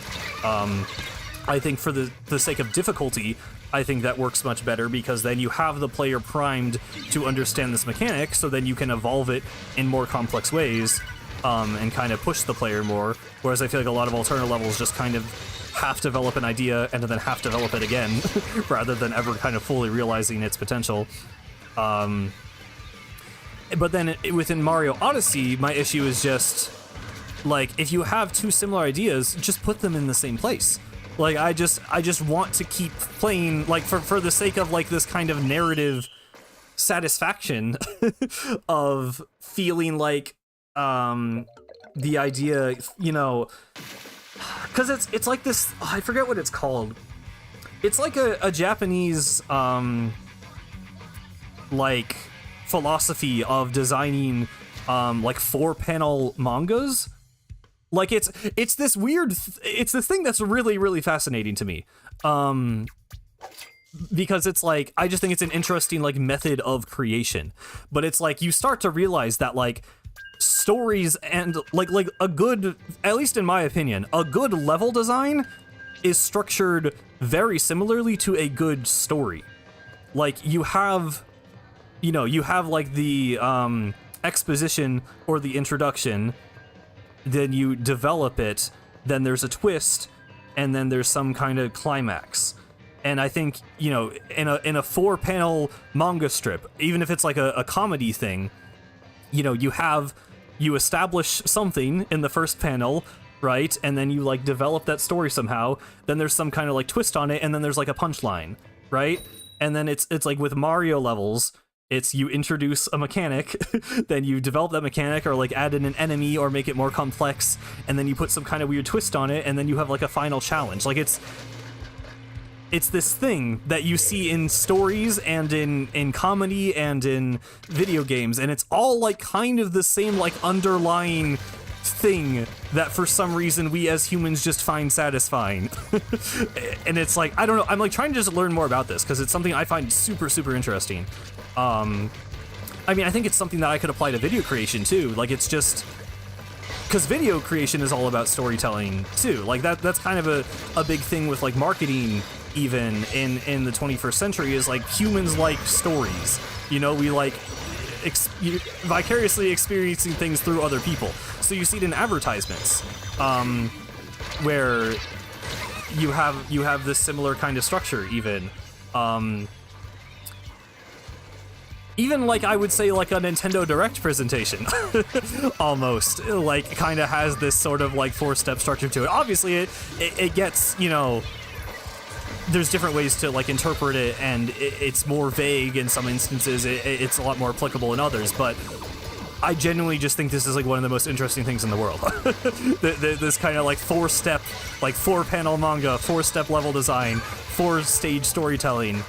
I think it's so interesting to think about and see how it applies to so many different things.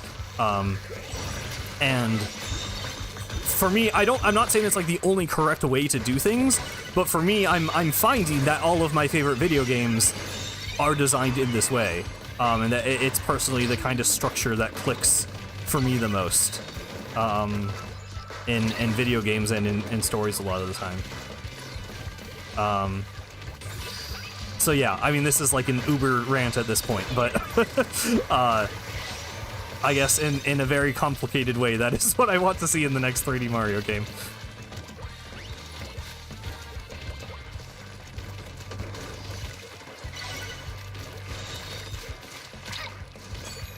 I think it's what you said, Daniel. I'm not even going to attempt to pronounce it, but I'm pretty sure that is the correct thing. I saw a video about it from, like, a Sonic guy. Like I said, I'm not, like...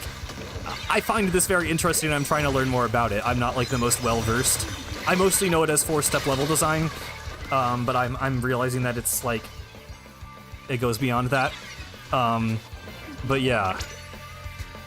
I think that is the correct term. There's like a Japanese term for it. I don't know if it's like, you know, and it's been around for a long time, and I don't think it's like a specifically just Japanese thing, but they have a term for it. So yeah. Oh, you misspelled it. Okay. I'm pretty sure that is correct. Again, I'm not gonna try to pronounce it, but yeah. Yeah, the Sonic Stories. Yeah. What the his name is Al. I forget what his channel name is. But yes. I like that guy's videos a lot. His editing is very, very good. And his script writing. His videos are cool. Even though I'm not much of a Sonic guy, I very much enjoy them. Al the boy. Right. Yeah, shout out to Al the boy. Very, very good editing and writing, and just talks about characters and I think mostly Sonic stuff. I don't know his channel that well. I found it like fairly recently, but yeah.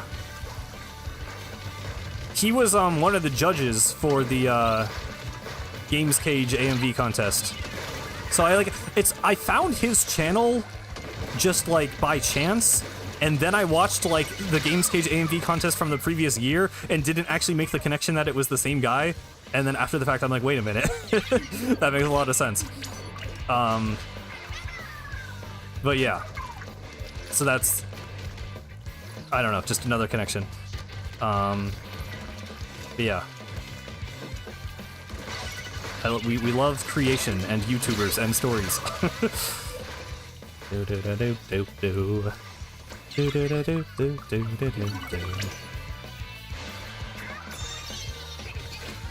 This is a good stream for yapping. I'm doing a lot of yapping. It's nice.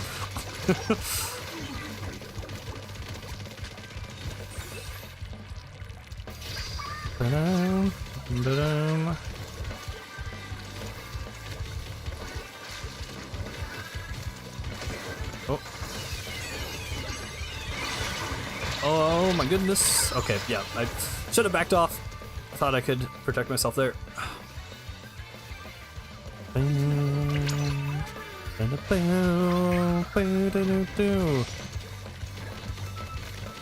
can definitely win this. Shoot. Okay, cool. Yeah, Sonic is like a very good static character.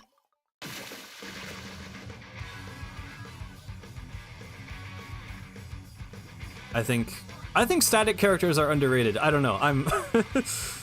I think it is cool to have a main character that just like has a set of, you know, core beliefs and traits, and then like, you know, in the stories it's like the other people that are affected by that character, and they're the ones who develop. It's why Zelda's stories work too, obviously, but yeah. Yeah, the Vac was just saving his teammate, but they didn't get a chance to shoot it, so. I would say Mario counts, yeah.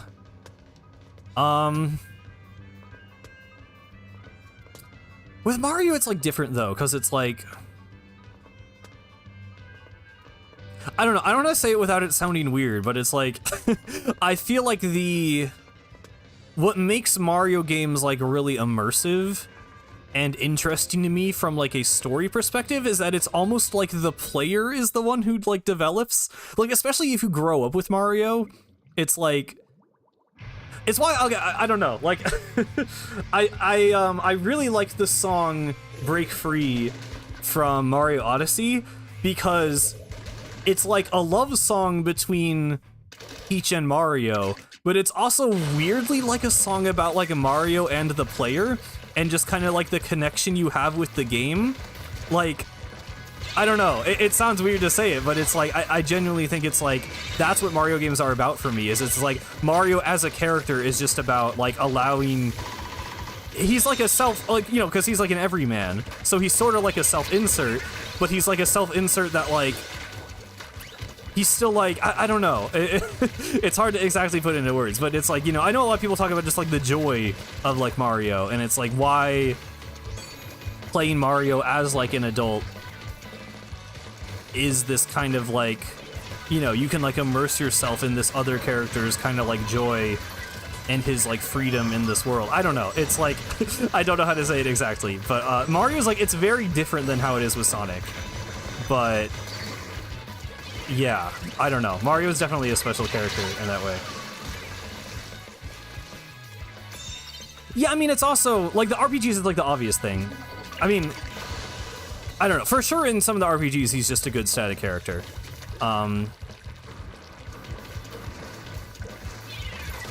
don't know. I honestly feel like they could do more with that than they do. Like, I do like what Mario like stands for in the RPGs, and there's certain instances, like I really like him like standing up for like Vivian in Thousand Year Door. And like, I mean, Super Paper Mario has a really good story, but I feel like Mario almost like could have played more of a role in that.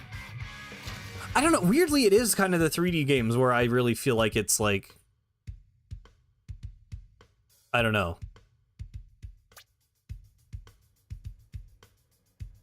I like, I apparently have very complex feelings about Mario games, and it's like,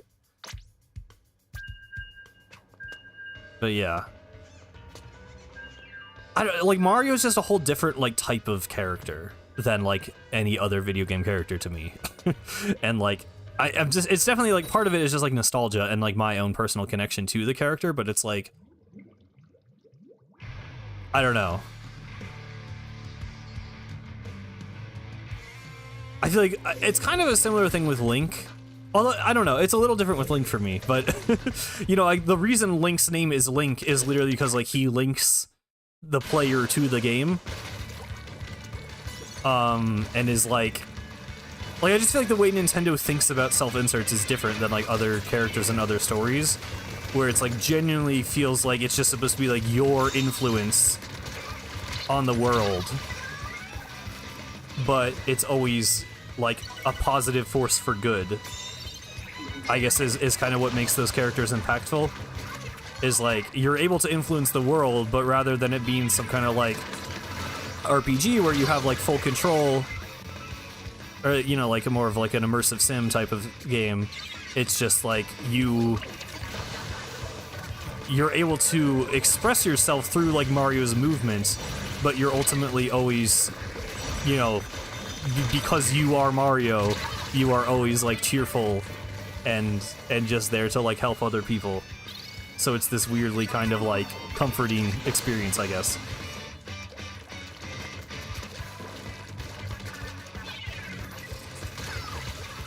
I don't know. I don't really know where I'm going with this, but it makes sense to me and maybe to some other people who grew up with 3D Mario games, but otherwise, I don't know. Hello, Octo Johnny.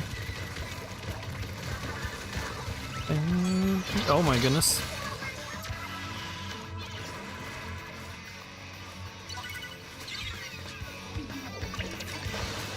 But yeah. I've also, like, I think I mentioned this before, I thought about how I want to handle, because I kind of do want to make content on the new 3D Mario game, but it also is, like, a very, like, personal game series to me, so it's like, I might just stream like the post game. I'm not sure. Well, I guess I can figure that out. You know, I probably have like a long time to decide how I want to do that still, but man, I'm just so excited for a new one. Oh, okay, I'm instantly dead. I mean, Mario is pretty cool, yeah. I mean, I've seen like some other videos, so I know I'm just not like completely insane. Or at least some people can relate to what I'm saying, but yeah, I don't know how to exactly word it. Oh my god, I feel like I'm being targeted. I'm probably not. I think everyone's just dying, but all right. Whew.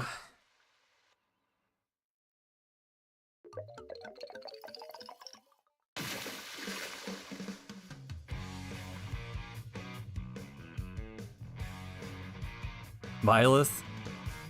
I mean, I liked the story of Three Houses in general, but yeah, Byleth doesn't really do anything for me.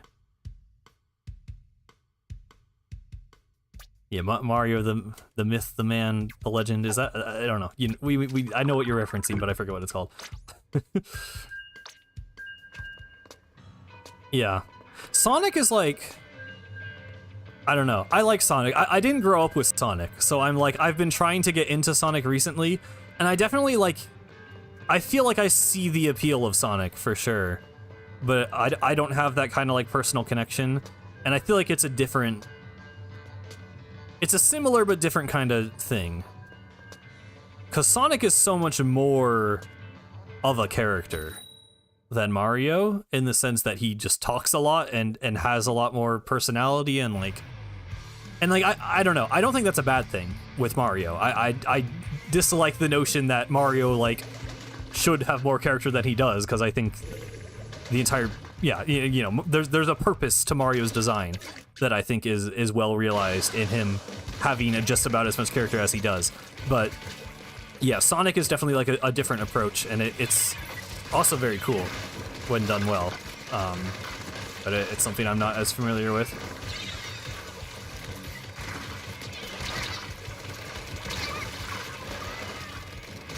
Mario the man versus Mario the idea, right?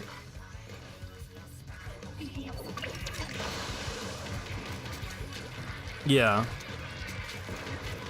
I do feel like Sonic is more of like sort of a traditional, like, you know,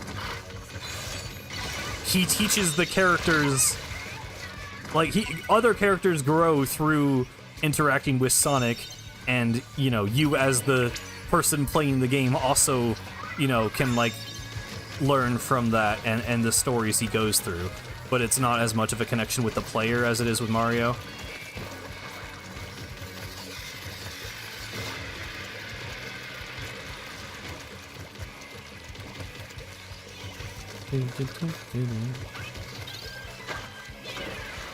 Oh, awesome splash wall.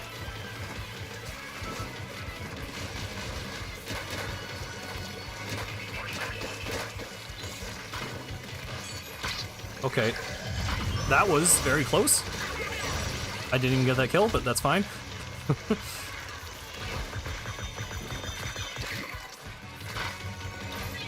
Awesome aim. I'm so good at the game. I cannot be a yapper and a gamer, unfortunately. It's one or the other. Oh, nice. Okay. Cool. I need to drink a lot of water, because I just talked a lot.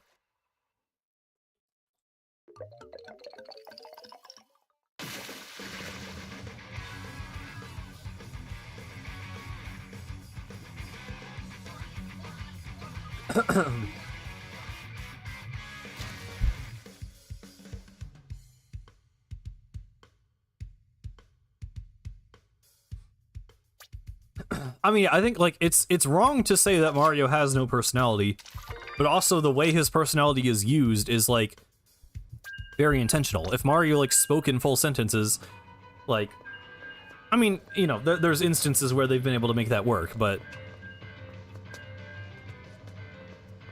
I think it makes, you know, there's a point to it. I think if you want Mario to be like an RPG character, then you are misunderstanding the point of Mario.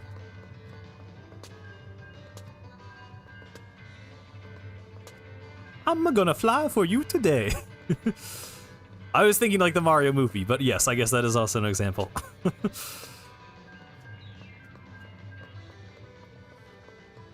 God, I wish it wasn't Chris Pratt. I'm still mad. I'm gonna be mad about that forever. So wish it wasn't Chris Pratt.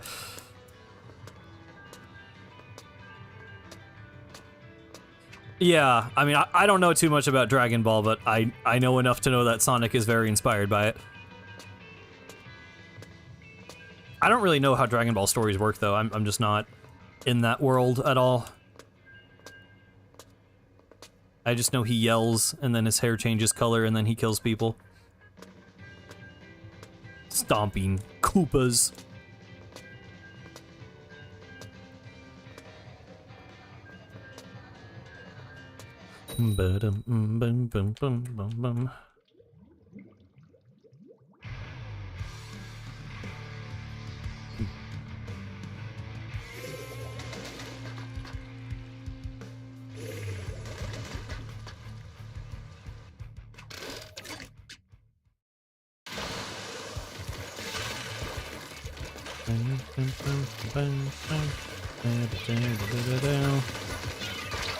Oh boy. Okay. Huh? Wait, what? Did I go through the wall? I probably did. I thought I was behind the splash wall. Okay. Hi. Hi there. Blaster in the spawn.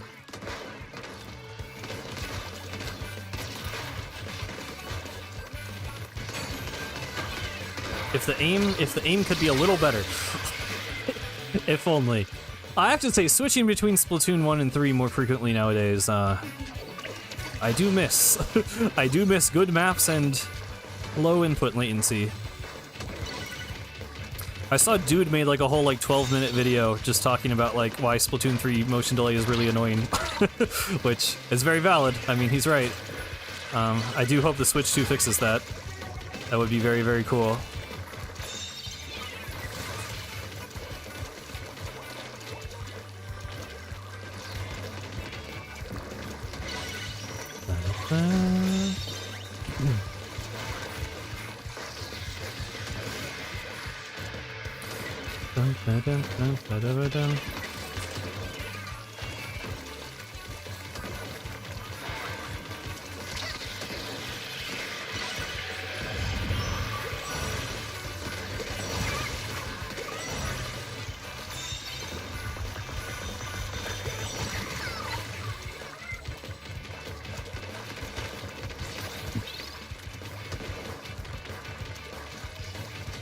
Yeah, I mean, I like Mario and the Mario RPGs, but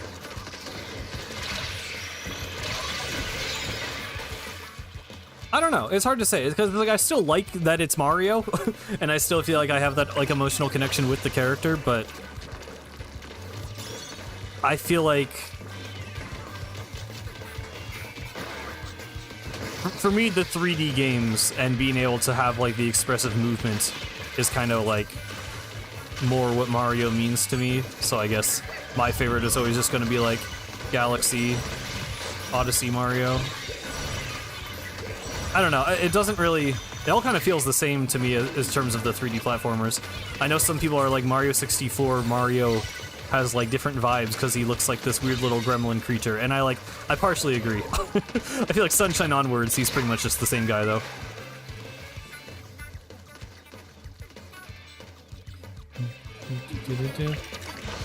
We did earlier, Natalie. We made a whole bingo board.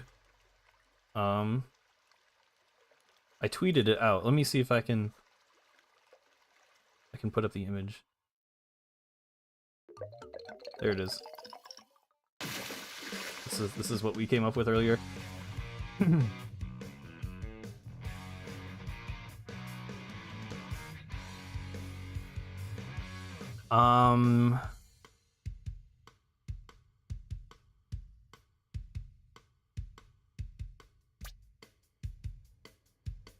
By picture-in-picture, do you just mean the way Splatoon 2 and 3 does it?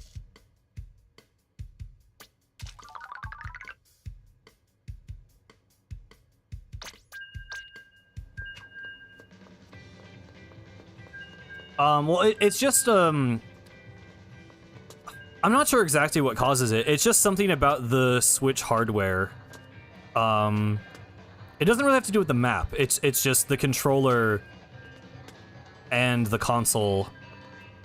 It's not even, it's something with the Switch console. Because if you use a Nintendo Switch Pro controller on your PC, it actually barely has any input delay. So for some reason, it's just something about the way the Switch Pro controller connects to the Nintendo Switch is that it gives it a bunch of input delay. With just every input, like jumping or... it's especially, you know, with aiming, the motion delay is kind of the big problem. Oh, general preference. Oh, I don't really mind. I guess I've come to probably prefer just opening the map on the same screen.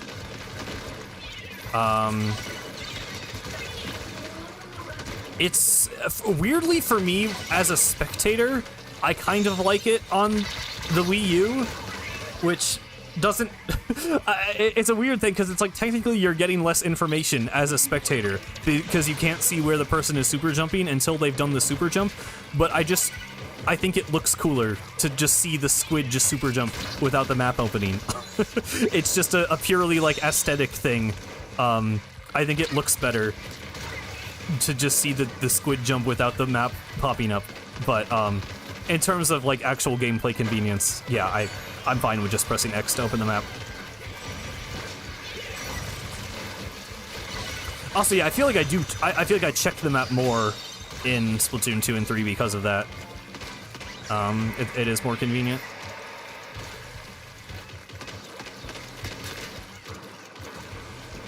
Okay. Nope, okay. Yeah, I was hesitant about putting Silksong on there, but, you know, why not? 99% of Silksong predictors give up before Silksong comes out. Oh my god.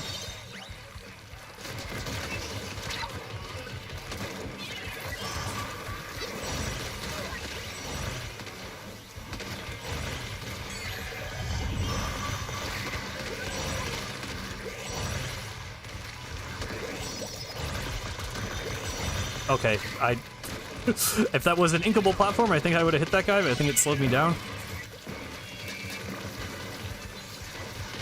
Okay. My aim is not on point today.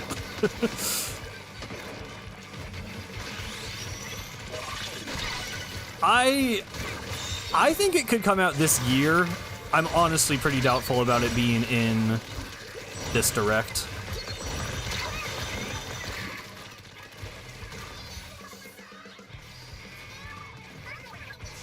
Deltarune genuinely possible. I kind of feel like it's not going to be in a Direct because I feel like they'd rather just announce it on their own and not really have to compete with Nintendo news. But, you know, it seems really, really close to being done. And I really want it to come out.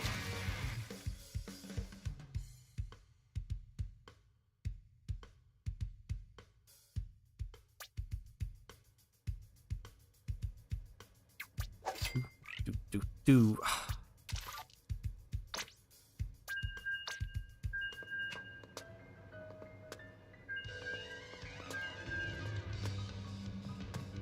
Yeah, I mean, it's a little annoying to, like, spam an entire indie world with, like, Silksong Wen, but, you know, in terms of this, I mean, Silksong, I think, is up there with the big boys. It is a big announcement at this point, so...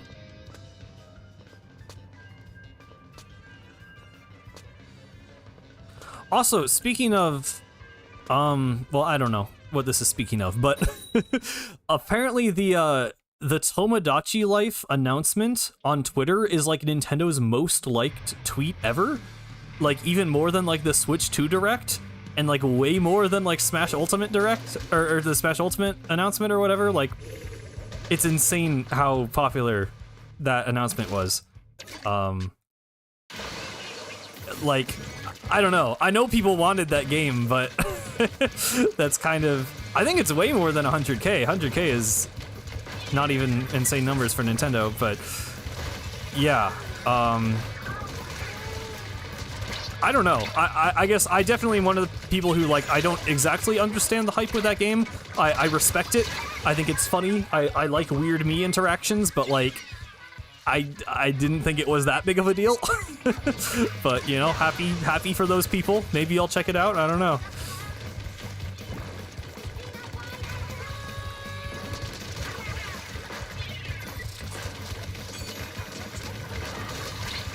Man. I do think it is just telling of, like, how big the casual... Well, I don't know. Tomodachi Life is hard to say, because it's a very casual game, but it feels like you only know about it if you are, like, kind of a Nintendo nerdy fan. I don't know, but, I don't know, just with, like, Animal Crossing selling better than Smash, obviously that's largely because of, like, you know, pandemic happened, but I do feel like there is this kind of just market for more casual, cozy, funny games or whatever that it just really didn't exist before, you know, the last decade. Especially the last, like, 5 years.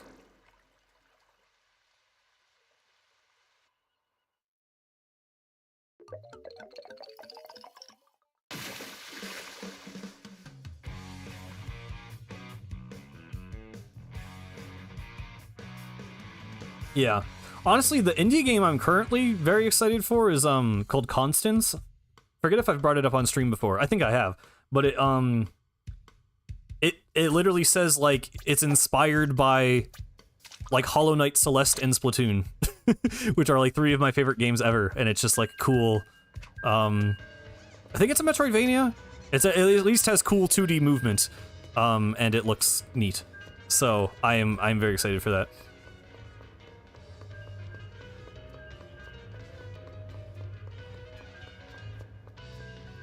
Yeah, I don't want to try the demo because I know I want to buy the game and I just don't want to spoil myself. So I'm just I'm just gonna wait for the full release, but I'm pretty sure I'm gonna like it.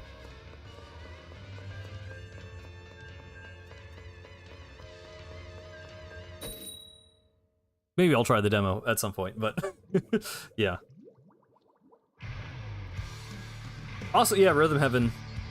I've not played a Rhythm Heaven game. I'm normally very bad at rhythm games, but I know, again, that people were asking for that the entire Switch lifespan, so, you know, it is cool to see.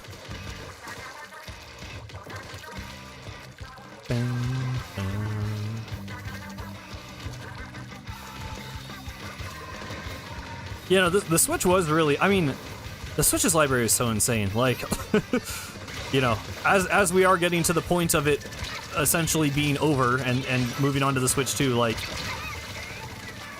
I mean, it's my favorite console, easily. Like, not that I've played all that many.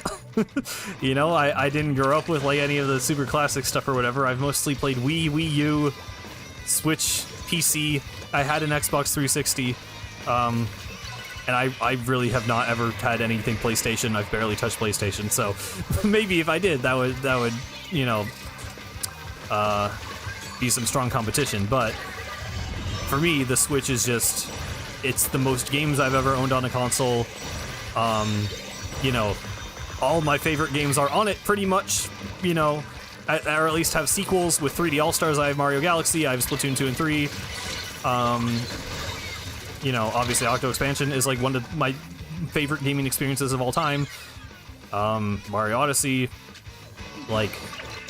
And then, yeah, all the indies. I played Celeste and Hollow Knight on my Switch, so... Obviously, both amazing experiences. Like, it just has given me so much over the last few years.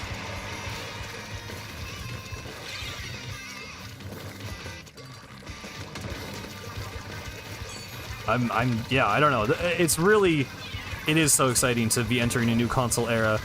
It does, I don't know, like, currently I'm still at that, like, moment of apprehension where the Switch 2, it's, like, I don't want to say it's disappointing, but it looks so similar to the Switch 1 that it's like, you know, it doesn't currently feel as, like, new and fresh and wildly exciting in the way that the Switch 1 did, but I think the games might change that.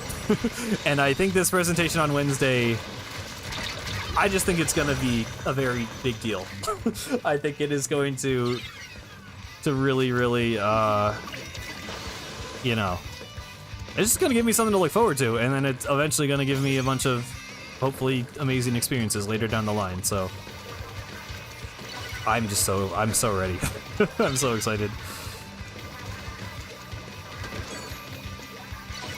Also, I mean, if it could, just having the library of the Switch 1, but running those games better, maybe getting enhanced versions with improved graphics, like having, you know, fixing Joy-Con drift, fixing Pro Controller D-pad, like all these annoying nitpicks we've been dealing with. Like, we've been playing these amazing games, but had these issues with, you know, frame rates and online and input delay and, you know, whatever. And if all that stuff can get fixed, you know, even starting off with the, you know, current Nintendo Switch Online library instead of having to build from scratch. I don't know. It's gonna be good. It's gonna be real good.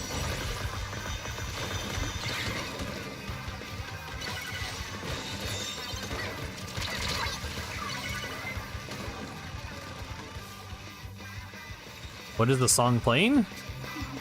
I don't remember. Is this No Plan Survives?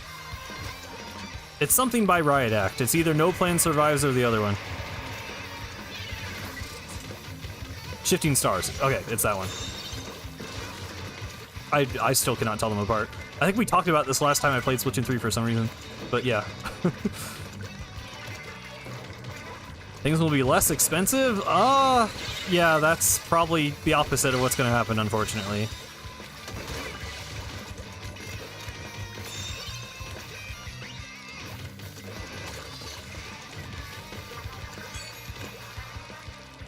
Shoot.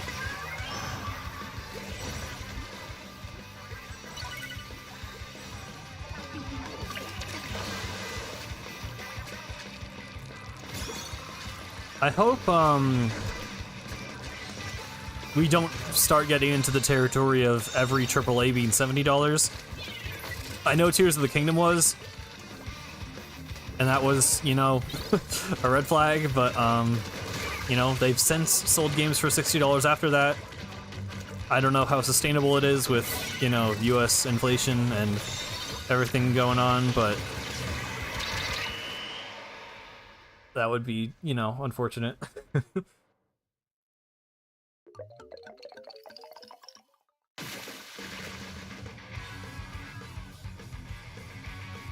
Yeah, I mean, just my taste in games has changed so much over the course of the Switch's life. Partially because of the Switch, and also partially just, you know, other stuff. Like, I literally had barely played any RPGs at all, if literally any, before 2015. And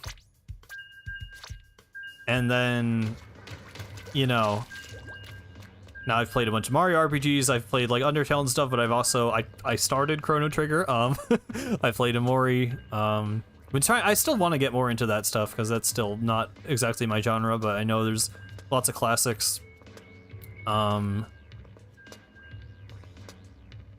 And yeah, I'm just getting more into indies in general. Hollow Knight and Celeste just really proved to me how amazing indies can be. I know that was probably the case for a lot of people, but yeah. I don't know, man. I'm just I'm just excited.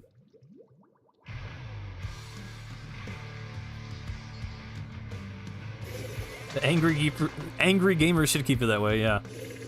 Use all that internet rage for something good.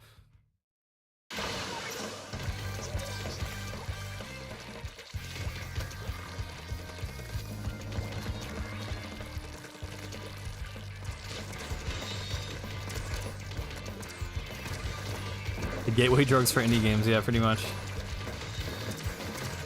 Yeah. I mean, it's interesting because I was a Minecraft kid for a long time, so I feel like I could have gone in a few different directions. Like, I grew up with Nintendo and then kind of moved away from it for a while. I had a 360. I mean, I played Minecraft on, like, a laptop, so I wasn't, you know, really exposed to, like, super high-end PC games or anything. And I kind of missed out on, like, I don't know, like, my introduction to internet culture was just Minecraft stuff mostly, so like I wasn't really super aware of lots of like PC or PlayStation stuff. And then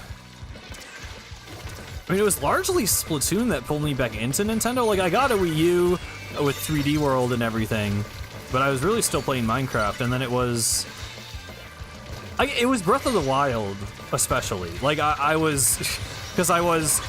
a Wii U and I enjoyed my Wii U. I played Smash 4, Mario Maker, Splatoon, like, you know, the 3 games that every Wii U owner was obligated to have. But then just the build up to the Switch was just this, like, just this magical time. Something about that reveal and that era for the Nintendo community.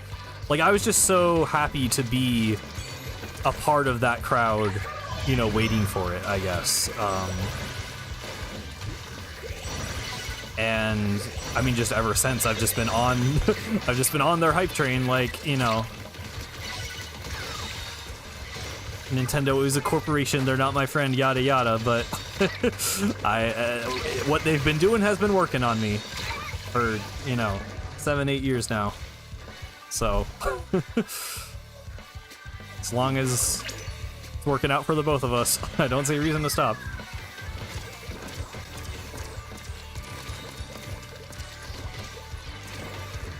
I tried 9 Souls.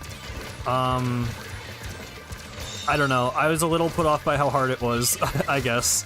I should try it again at some point. I kept dying. I don't think I even made it, like, that far to where it was even, like, that difficult, but, I don't know. It was a little difficult for me to get into, I guess, but it was cool from what I played.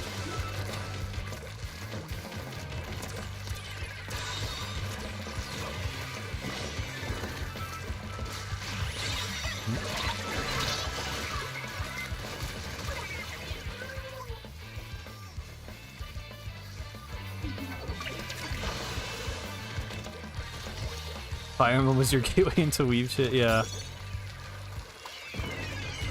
Yeah, dude, the Nintendo community during the Wii U era was just like, I don't know, like I don't want to romanticize it too much, because I know, like, you know, being a Nintendo fan in terms of, like, game releases, like, it wasn't good. Like, it was because we had to, like, wait so much, and because there wasn't really that much interesting happening, because Nintendo wasn't doing that well, that it's, like, interesting to look back on. But I do think, especially, I don't know, the Splatoon 1 community felt so different, especially. And it's not bad now. Like, I think I like where it is right now. Like, for a lot of the Splatoon 3 lifespan, I know I did kind of complain about the Splatoon community because it got bigger and just lots of people were complaining all the time. I kind of like where we are right now, because I do think what I kept saying was going to happen has kind of started to happen, where we mostly are just left with, like, the diehard fans, and most of the people who just, you know, get on for Splatfest to complain are kind of, you know, slowly losing interest. Like, I kind of like the period we're at right now with the Splatoon community specifically. But yeah, it is just different with Nintendo, where we don't feel as desperate and maybe not as, like, tight-knit. Like, I do think something is lost there, but also something is gained. Like, it is nice just being able to kind of obviously enjoy the games we have, and have so much stuff to talk about all the time.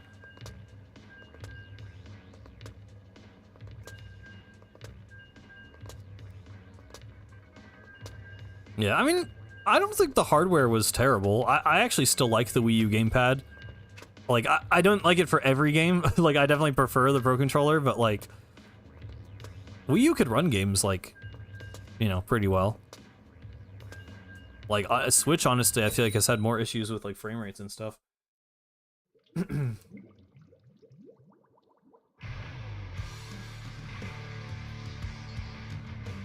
Yeah, I mean, that was a part of it, too. It's like, if you were a Wii U owner, you were probably a Splatoon owner. So... Oh, instant DC, okay.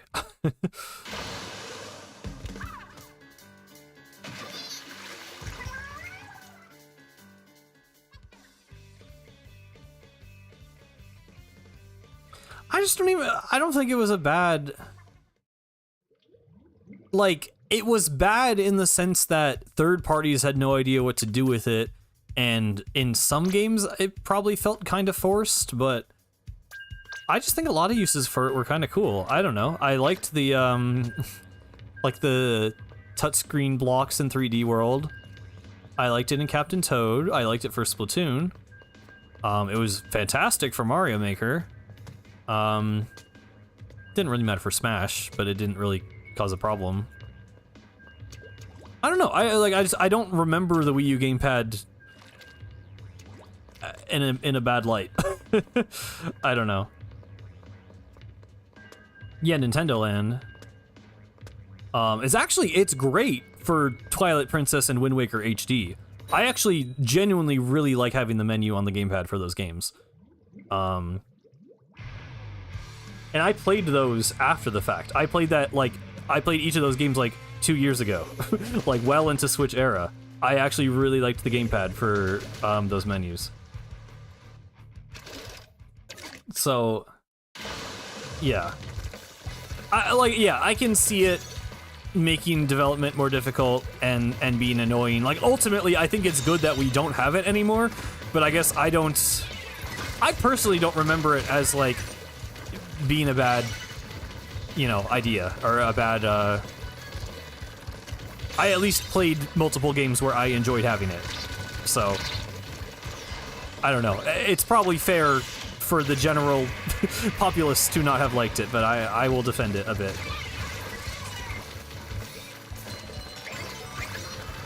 See you, Spaceboy. Thanks for hanging out.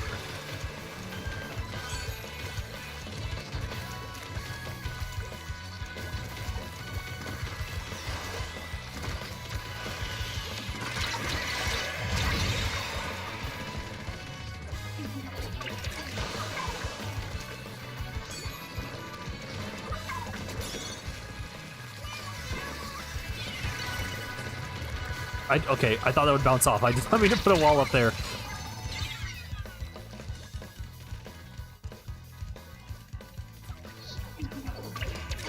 Yeah, I mean, for most games, I definitely just prefer having a Pro Controller now.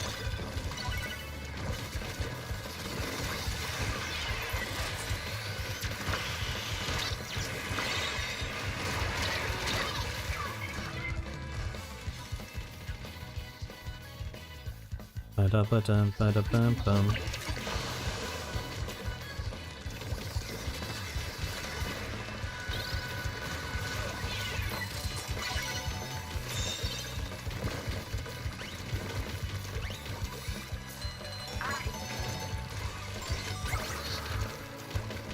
Yeah, I guess the disconnection was kind of part of what made it cool for me. Like, I thought it was neat. Like, the asymmetrical gameplay stuff was cool with, like, Mario Party. I mean, people didn't like Bowser Party. I remember actually having fun with Bowser Party. Not that Mario Party 10 was, in general, a good game, but I actually thought that was cool. The Nintendo Land asymmetrical gameplay was really cool with the Metroid game. I love that. And the Luigi's Mansion Nintendo Land game. Like, I felt like the separation made sense. And then... Okay, for Color Splash, it kind of sucked, but that was mostly just because, like, the menu sucked. I actually kind of liked the idea of, like, managing a card deck on the gamepad and then, like, sending it up to the TV. It was just way too sluggish and annoying and bad. But that wasn't really the gamepad's fault. That was just, like, bad UI. And touch controls that should not have been touch controls, which I guess you could blame on the gamepad, but I don't know.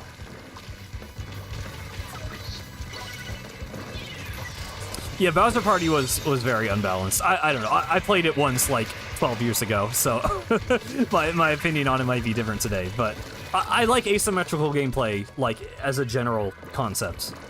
And I think the gamepad was very well suited for that.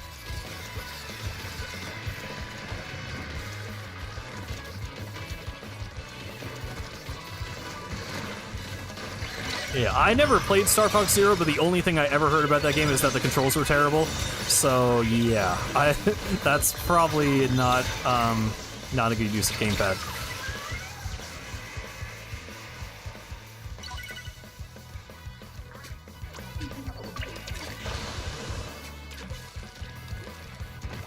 My name is Fox. Fox McCloud. My father is dead. That's all I know about that game.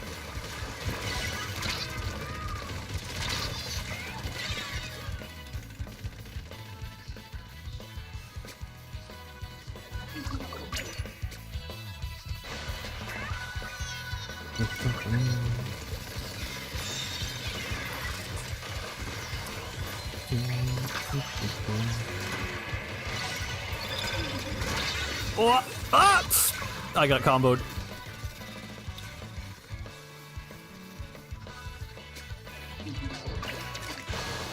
It was genuinely so good for Mario Maker, though. I'm sorry, I just I want to emphasize that because genuinely, I think the level creation controls for Mario Maker 2 suck and are actually just so much worse than Mario Maker 1. They struck gold with it there. If that was a launch game, I honestly think I think the fate of the Wii U might have been different. Obviously, the name was still an issue. I'm not going to stream it anti-flow. I think I'm just going to record it and make a video. But yeah. The name Wii U was still a problem, the marketing was still a problem, but if that console launched with Mario Maker, which was like, you know, a very popular game, a very good game that made perfect use out of the gamepad, I feel like that would have done a way better job of like, you know, people have been like, oh, this is a cool new game that requires this controller, and then maybe they would figure out like, oh, it's actually a new console. Like, I think that genuinely would have changed things a lot. Yeah, I mean, I haven't touched it in years, to be honest, but I'm just not a fan of the Mario Maker 2 UI. It's like the radial menus are just like weird. It just feels a lot less efficient. Also, they got rid of the shaking, right? The shaking was such like an intuitive way to like change an object into like a different like version of it, and they made it so you just have to like hold it down or whatever. It's like it's just slower and clunkier. I don't get it. Why is the name Wii U a problem? Because people had no idea what it was. People, like, the marketing of the Wii U, people thought it was just the gamepad controller. Like, not like people who knew about video games, but like, you know, if you're trying to get your parents to buy you the new console, like, people thought it was like an add-on or something. It's like, oh, why do you need the Wii U when you already have a Wii? Like, Nintendo just did a very bad job of actually communicating what it was and that it was a brand new console. Especially because like the Wii introduced this whole new group of people, this whole new demographic that had never played games before to video games. So they maybe weren't even really familiar with like, you know, the concept of console generations and that new consoles come out every 7 years or so. You know, and that you have to upgrade. So, like, not calling it, like, a different name or even just, like, Wii 2, like, people just... It just wasn't clear what it was. I think the first ever trailer for it also, like, just really emphasized the gamepad controller. And, like, it might have literally not even shown the Wii U console itself. So, it was a whole mess of marketing, and the name was just kind of, like, emblematic of, like, they had no idea what they were doing trying to sell it.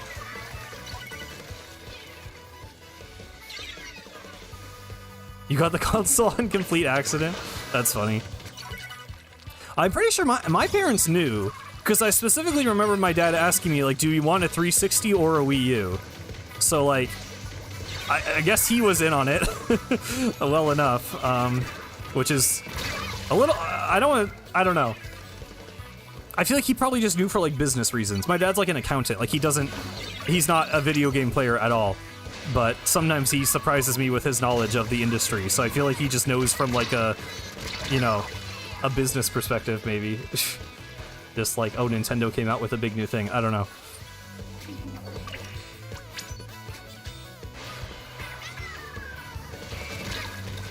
But yeah, I mean, I've watched, I know like, Hit and Krista have talked about it, because they were on, like, you know, the marketing team for the Switch launch. Well, I think Kit was specifically for on Breath of the Wilds.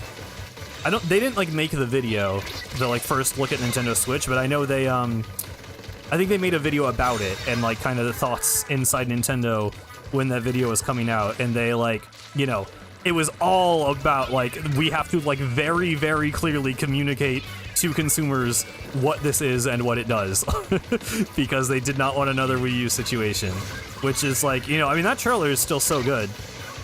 Like, you know, I'm definitely more about games and like the artistry of games and software stuff, but in terms of selling hardware, I think that video is a masterclass in marketing. Like it made me want to Switch so bad. Like they did such a good job of showing what it was, why it was appealing, showing the games on it. Like I don't know, I just think it's interesting as like a, you know, point in video game history to look back on. Like it was just such a turnaround for Nintendo. It was just so confident, you know. It's like we're not just marketing this as like a thing for kids. Like this is a cool, sleek new piece of technology for people of all ages to enjoy. You know, it's versatile, like it can do all these different things. It's portable and home console, which is like this entirely new niche in the console market. It's just interesting. It was everyone wanted one. It was like a big new deal. I don't know. And that's my thing with Switch 2 is like it really definitely has not recaptured that magic at all. But that's because it's still kind of, you know, running off the momentum of that trailer from October 2016. Like this many years later, it's like it just shows to go how effective it was. I said shows to go, goes to show.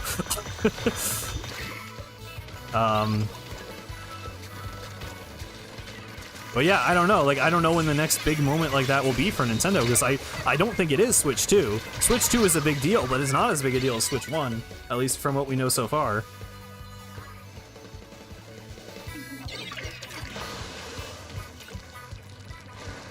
I'm first to any generic Nintendo console as a Wii and the Switch as the Wii Switch. I'm pretty sure my parents... they haven't in a while. But definitely for like several years into the Switch's lifespan, they would still refer to it as the Wii. Which is, I mean, like with the NES and the SNES, you know, people used to just call it a Nintendo. A game console was a Nintendo. It was just the name brand thing.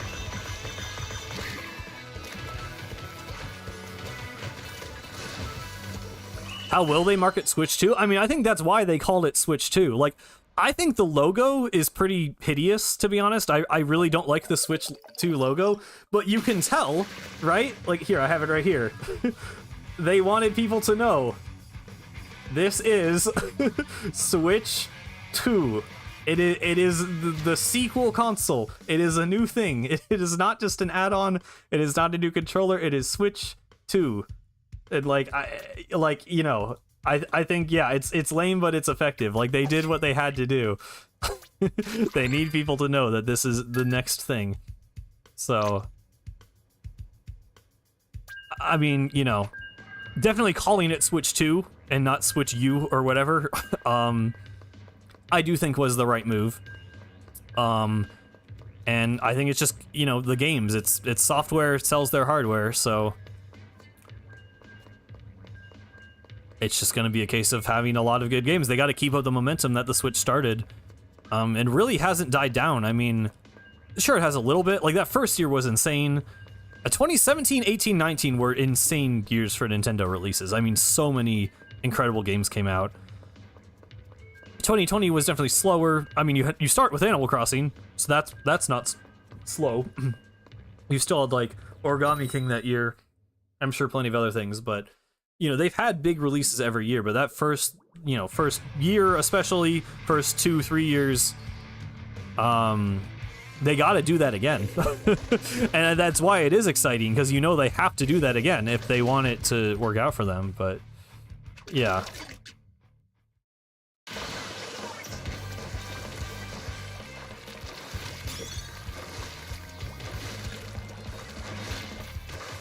I do. I mean, there's certainly a better understanding of how consoles work, and I think more people would be aware of Nintendo and you know, the existence of a new console. But I don't know. There's lots of people who are really just not in, you know, this world that we are in, like the this video game sphere. Like, I know we're so immersed in it, but there are really people who still just have no clue. And, you know, if they're buying it, like, I'm sure if you're buying a console for yourself, they probably don't have to worry so much about that anymore. But, you know, for parents or for anyone buying a console for someone else, oh my goodness. I do think it makes sense to market it that way. That splat bomb was devious.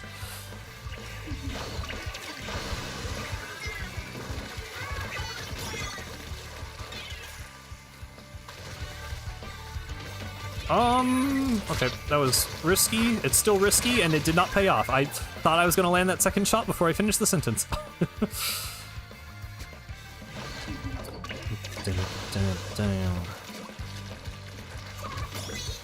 What's the pool? Oh, I've just been playing on my own. I joined the pool and then just have been playing games on my own, so I'm gonna stick with solo. I'm only gonna play for like, or stream for like 20-ish more minutes, so I think I'm just gonna play solo. This is more of a yapping stream, I guess. Not that I don't yap when I play with viewers, but yeah.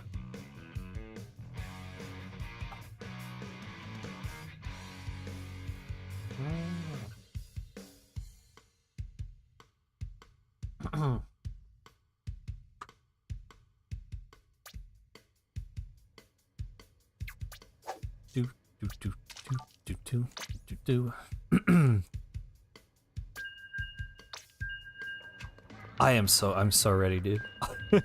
I know. I didn't talk about Nintendo today too much. I brought it up earlier, but yeah, they've been doing like a countdown for it. I mean, I've been counting it down anyway, but they have a countdown every day for the Switch 2 Direct, and it's just making it making it even more hype. Oh, it did show me. Now it did show me that Splatoon 1 render on my feed.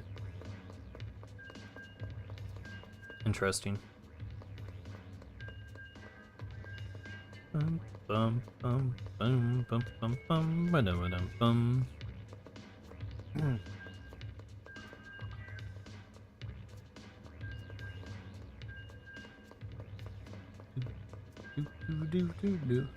Keep forgetting it soon? Dude, I've been counting down the days since like 30. I'm so ready.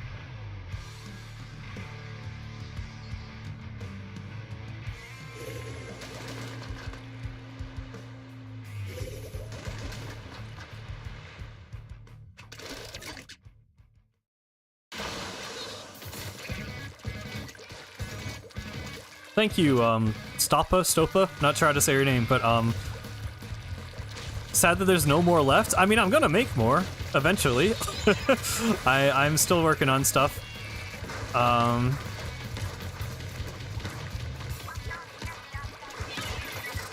I'm glad you enjoy. There we go.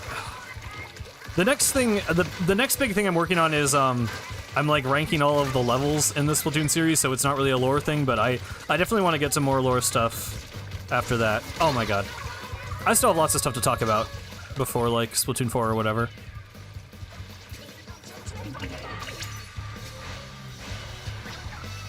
Oh boy.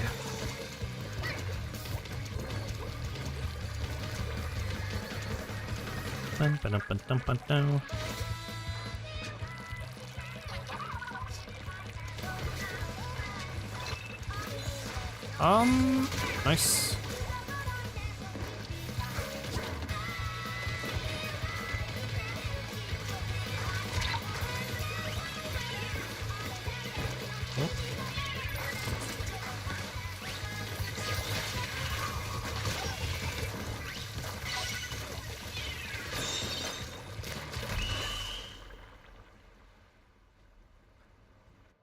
Girl would be in her 30s, yeah, I mean.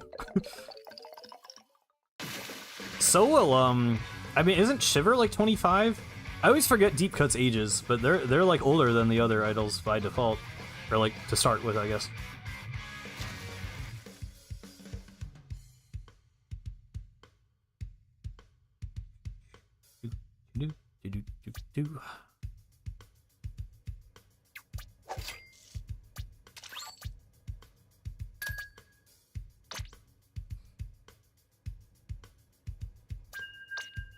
No, I don't remember off the top of my head. I guess I can look it up. Hang on. Shiver Splatoon. I forget how old Big Ben is. Oh, they don't have age on the wiki little bio thing. That's kind of weird. I'm pretty sure it's in the art book, so I don't know why it wouldn't be here.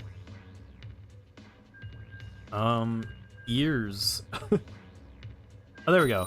Oh, an early concept design of Shiver was noted as being 24 years old. So maybe that's not, like... Confirmed? I assumed that was canon. But I guess it's at least suggested that she's 24.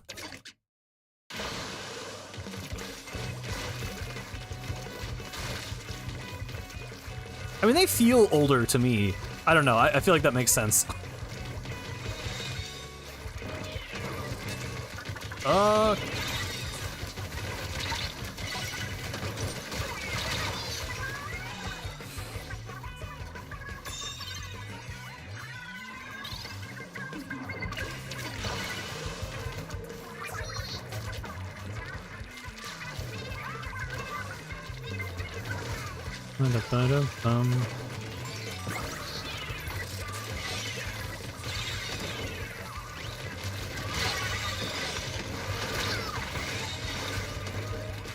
I mean, they just feel more like established. I feel like with the Squid Sisters, it's like they're like the young, like, teen pop idols who just had, you know, like a breakaway hit, and then with Pearl and Marina, it's like, I mean, I guess we just know their ages, so I guess maybe people would assume Marina's older than 18, but she was 18. I don't know. For some reason, Deep Cut just feels older, like their vibes. They feel more like I said, just like established in Splatsville. Just feels like they've been around for longer. They feel fresh out of high school? I don't know. I mean, because they're still like goofy and stupid, so yeah. I don't know. I could see it going either way.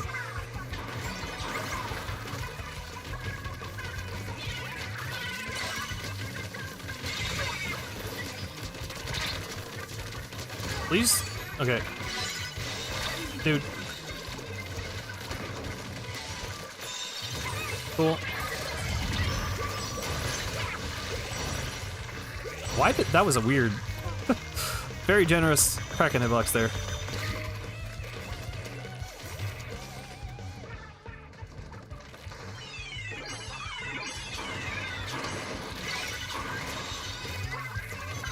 I mean, yeah, I don't know, they're goofy in a high school friend group kind of way, while also, like, being bandits and having a job. So, I guess it balances out for me to make them feel like they're more in their mid-20s than 18. But I get what you're saying.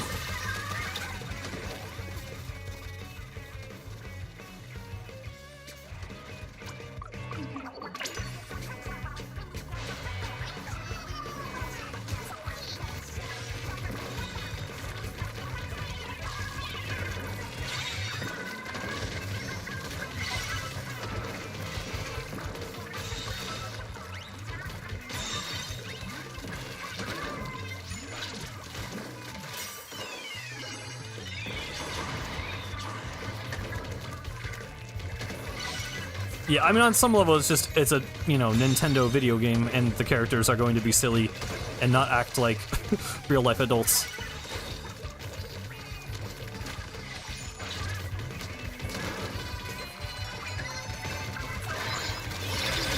Okay, I blew up. Dun, dun, dun, dun, dun.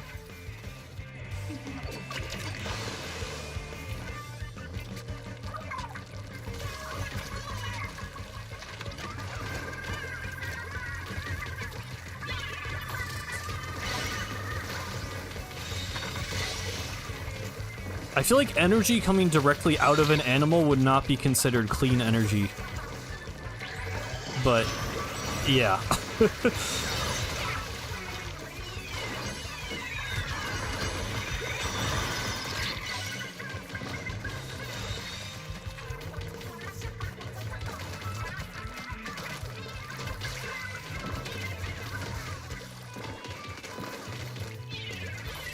Wow, okay, I thought that bomb was gonna kill me. Please explode. Thank you. Please. Please, please, please hold the zone. That's an ink strike. We're not holding the zone. I'm dead. Touch of death. Sadly, adults are not constantly making bad marine puns. Wait, do I actually have an egoist guy on my team? I just noticed that. Isn't that like a top team? It doesn't feel like that's what's happening.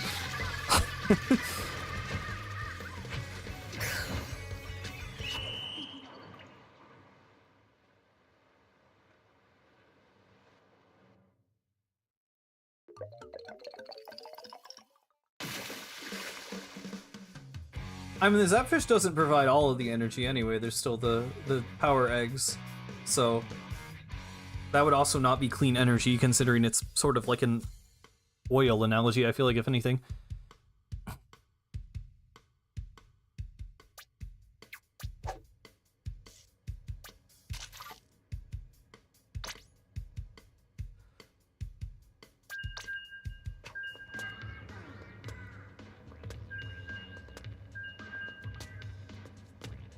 I mean, that is kind of the vibe I get from the Squid Sisters, but they, you know, they did have Fresh Start and Wave Goodbye, which I think were canonically, like, pretty successful songs.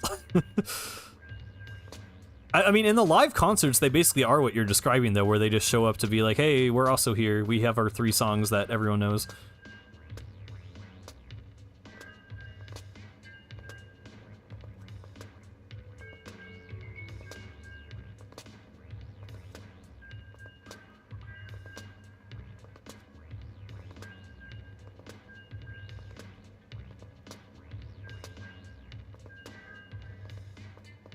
Yeah, I mean, I guess if you want to apply some kind of logic to it, you would assume it takes something to allow the Great Zapfish to produce electricity, but I don't really know how that would work. They're my flop queens and I love them for it. Fair enough.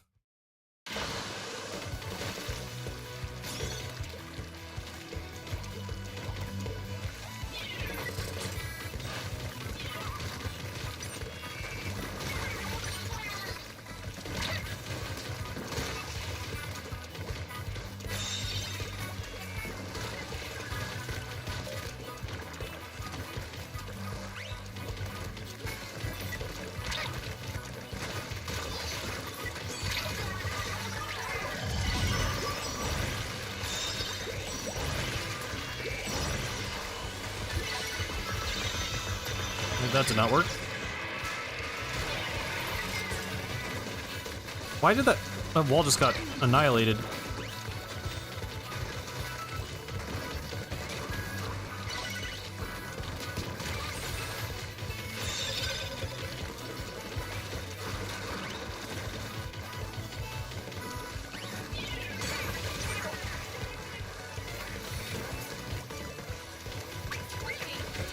I was hoping I could at least get a trade.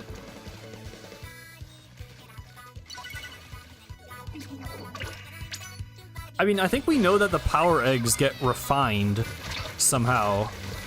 I don't know about the Zapfish, but it said, like, I think Gone Fishin' Hydro Plant is a refinery for power eggs.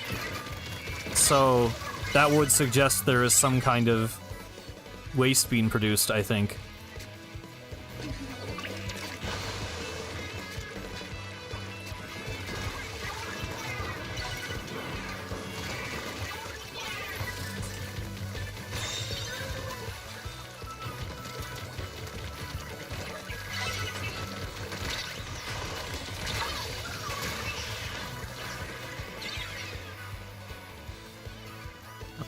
I think the plop arrow with damn socks is just a community thing.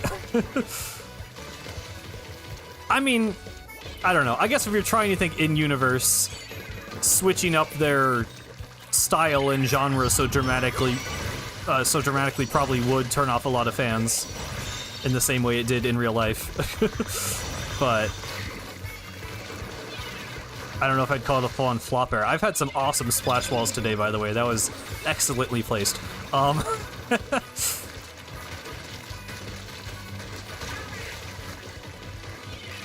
my god, my eye is itchy. Okay. What?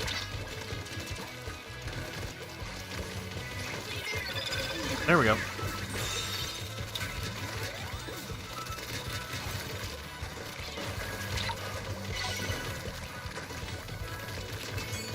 Nice.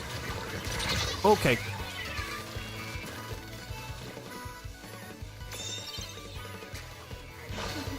I feel like I don't know. I like candy-coated rocks. I'm a candy-coated rocks defender, but I think a large portion of the community is not a big fan of the Damp Socks music, from what I have gathered.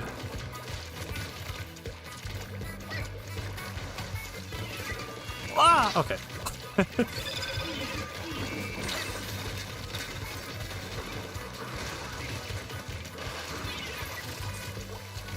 I think it was mostly just a thing at launch. Like, they were kind of annoying songs to hear super frequently, and there just weren't that many songs out at the start. I mean, God, we were all so sick of them. I feel like the Seaside songs too, but Damp Socks were maybe more annoying in that respect.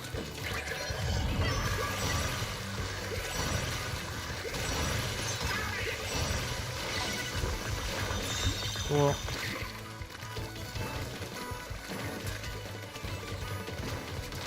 Whoa. Theoretically possible fish. It's a good title.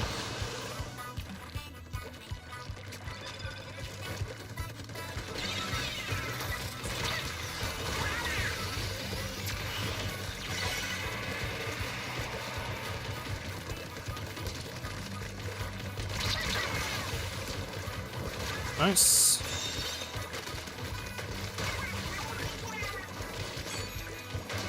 Cool. Lots of assists, but we take those. I should have moved. I just thought that guy was in my range. Nice. You know what? I might just end it there. That was a solid game. That was good. Had a lot of yapping today. It's fun making the bingo. Thank you all for coming. Whew. Very, very, very excited for this Wednesday. Switch to reveal. I mean, the fact that we could see a 3D Mario on Wednesday is insane. Like, that's it is insane for me to think about. It's about to enter a new era of Nintendo, of our lives, of Mario, and eventually Splatoon, probably. But yeah. I guess that's it. I don't know. We talked about so many things, but I think we are finally done. If we did get any new people here who are still hanging around, we do have a Discord server, by the way. Feel free to check out the link in the description. But with that, thank you all for watching. I'm going to call it there. This has been Cosmic. Farewell.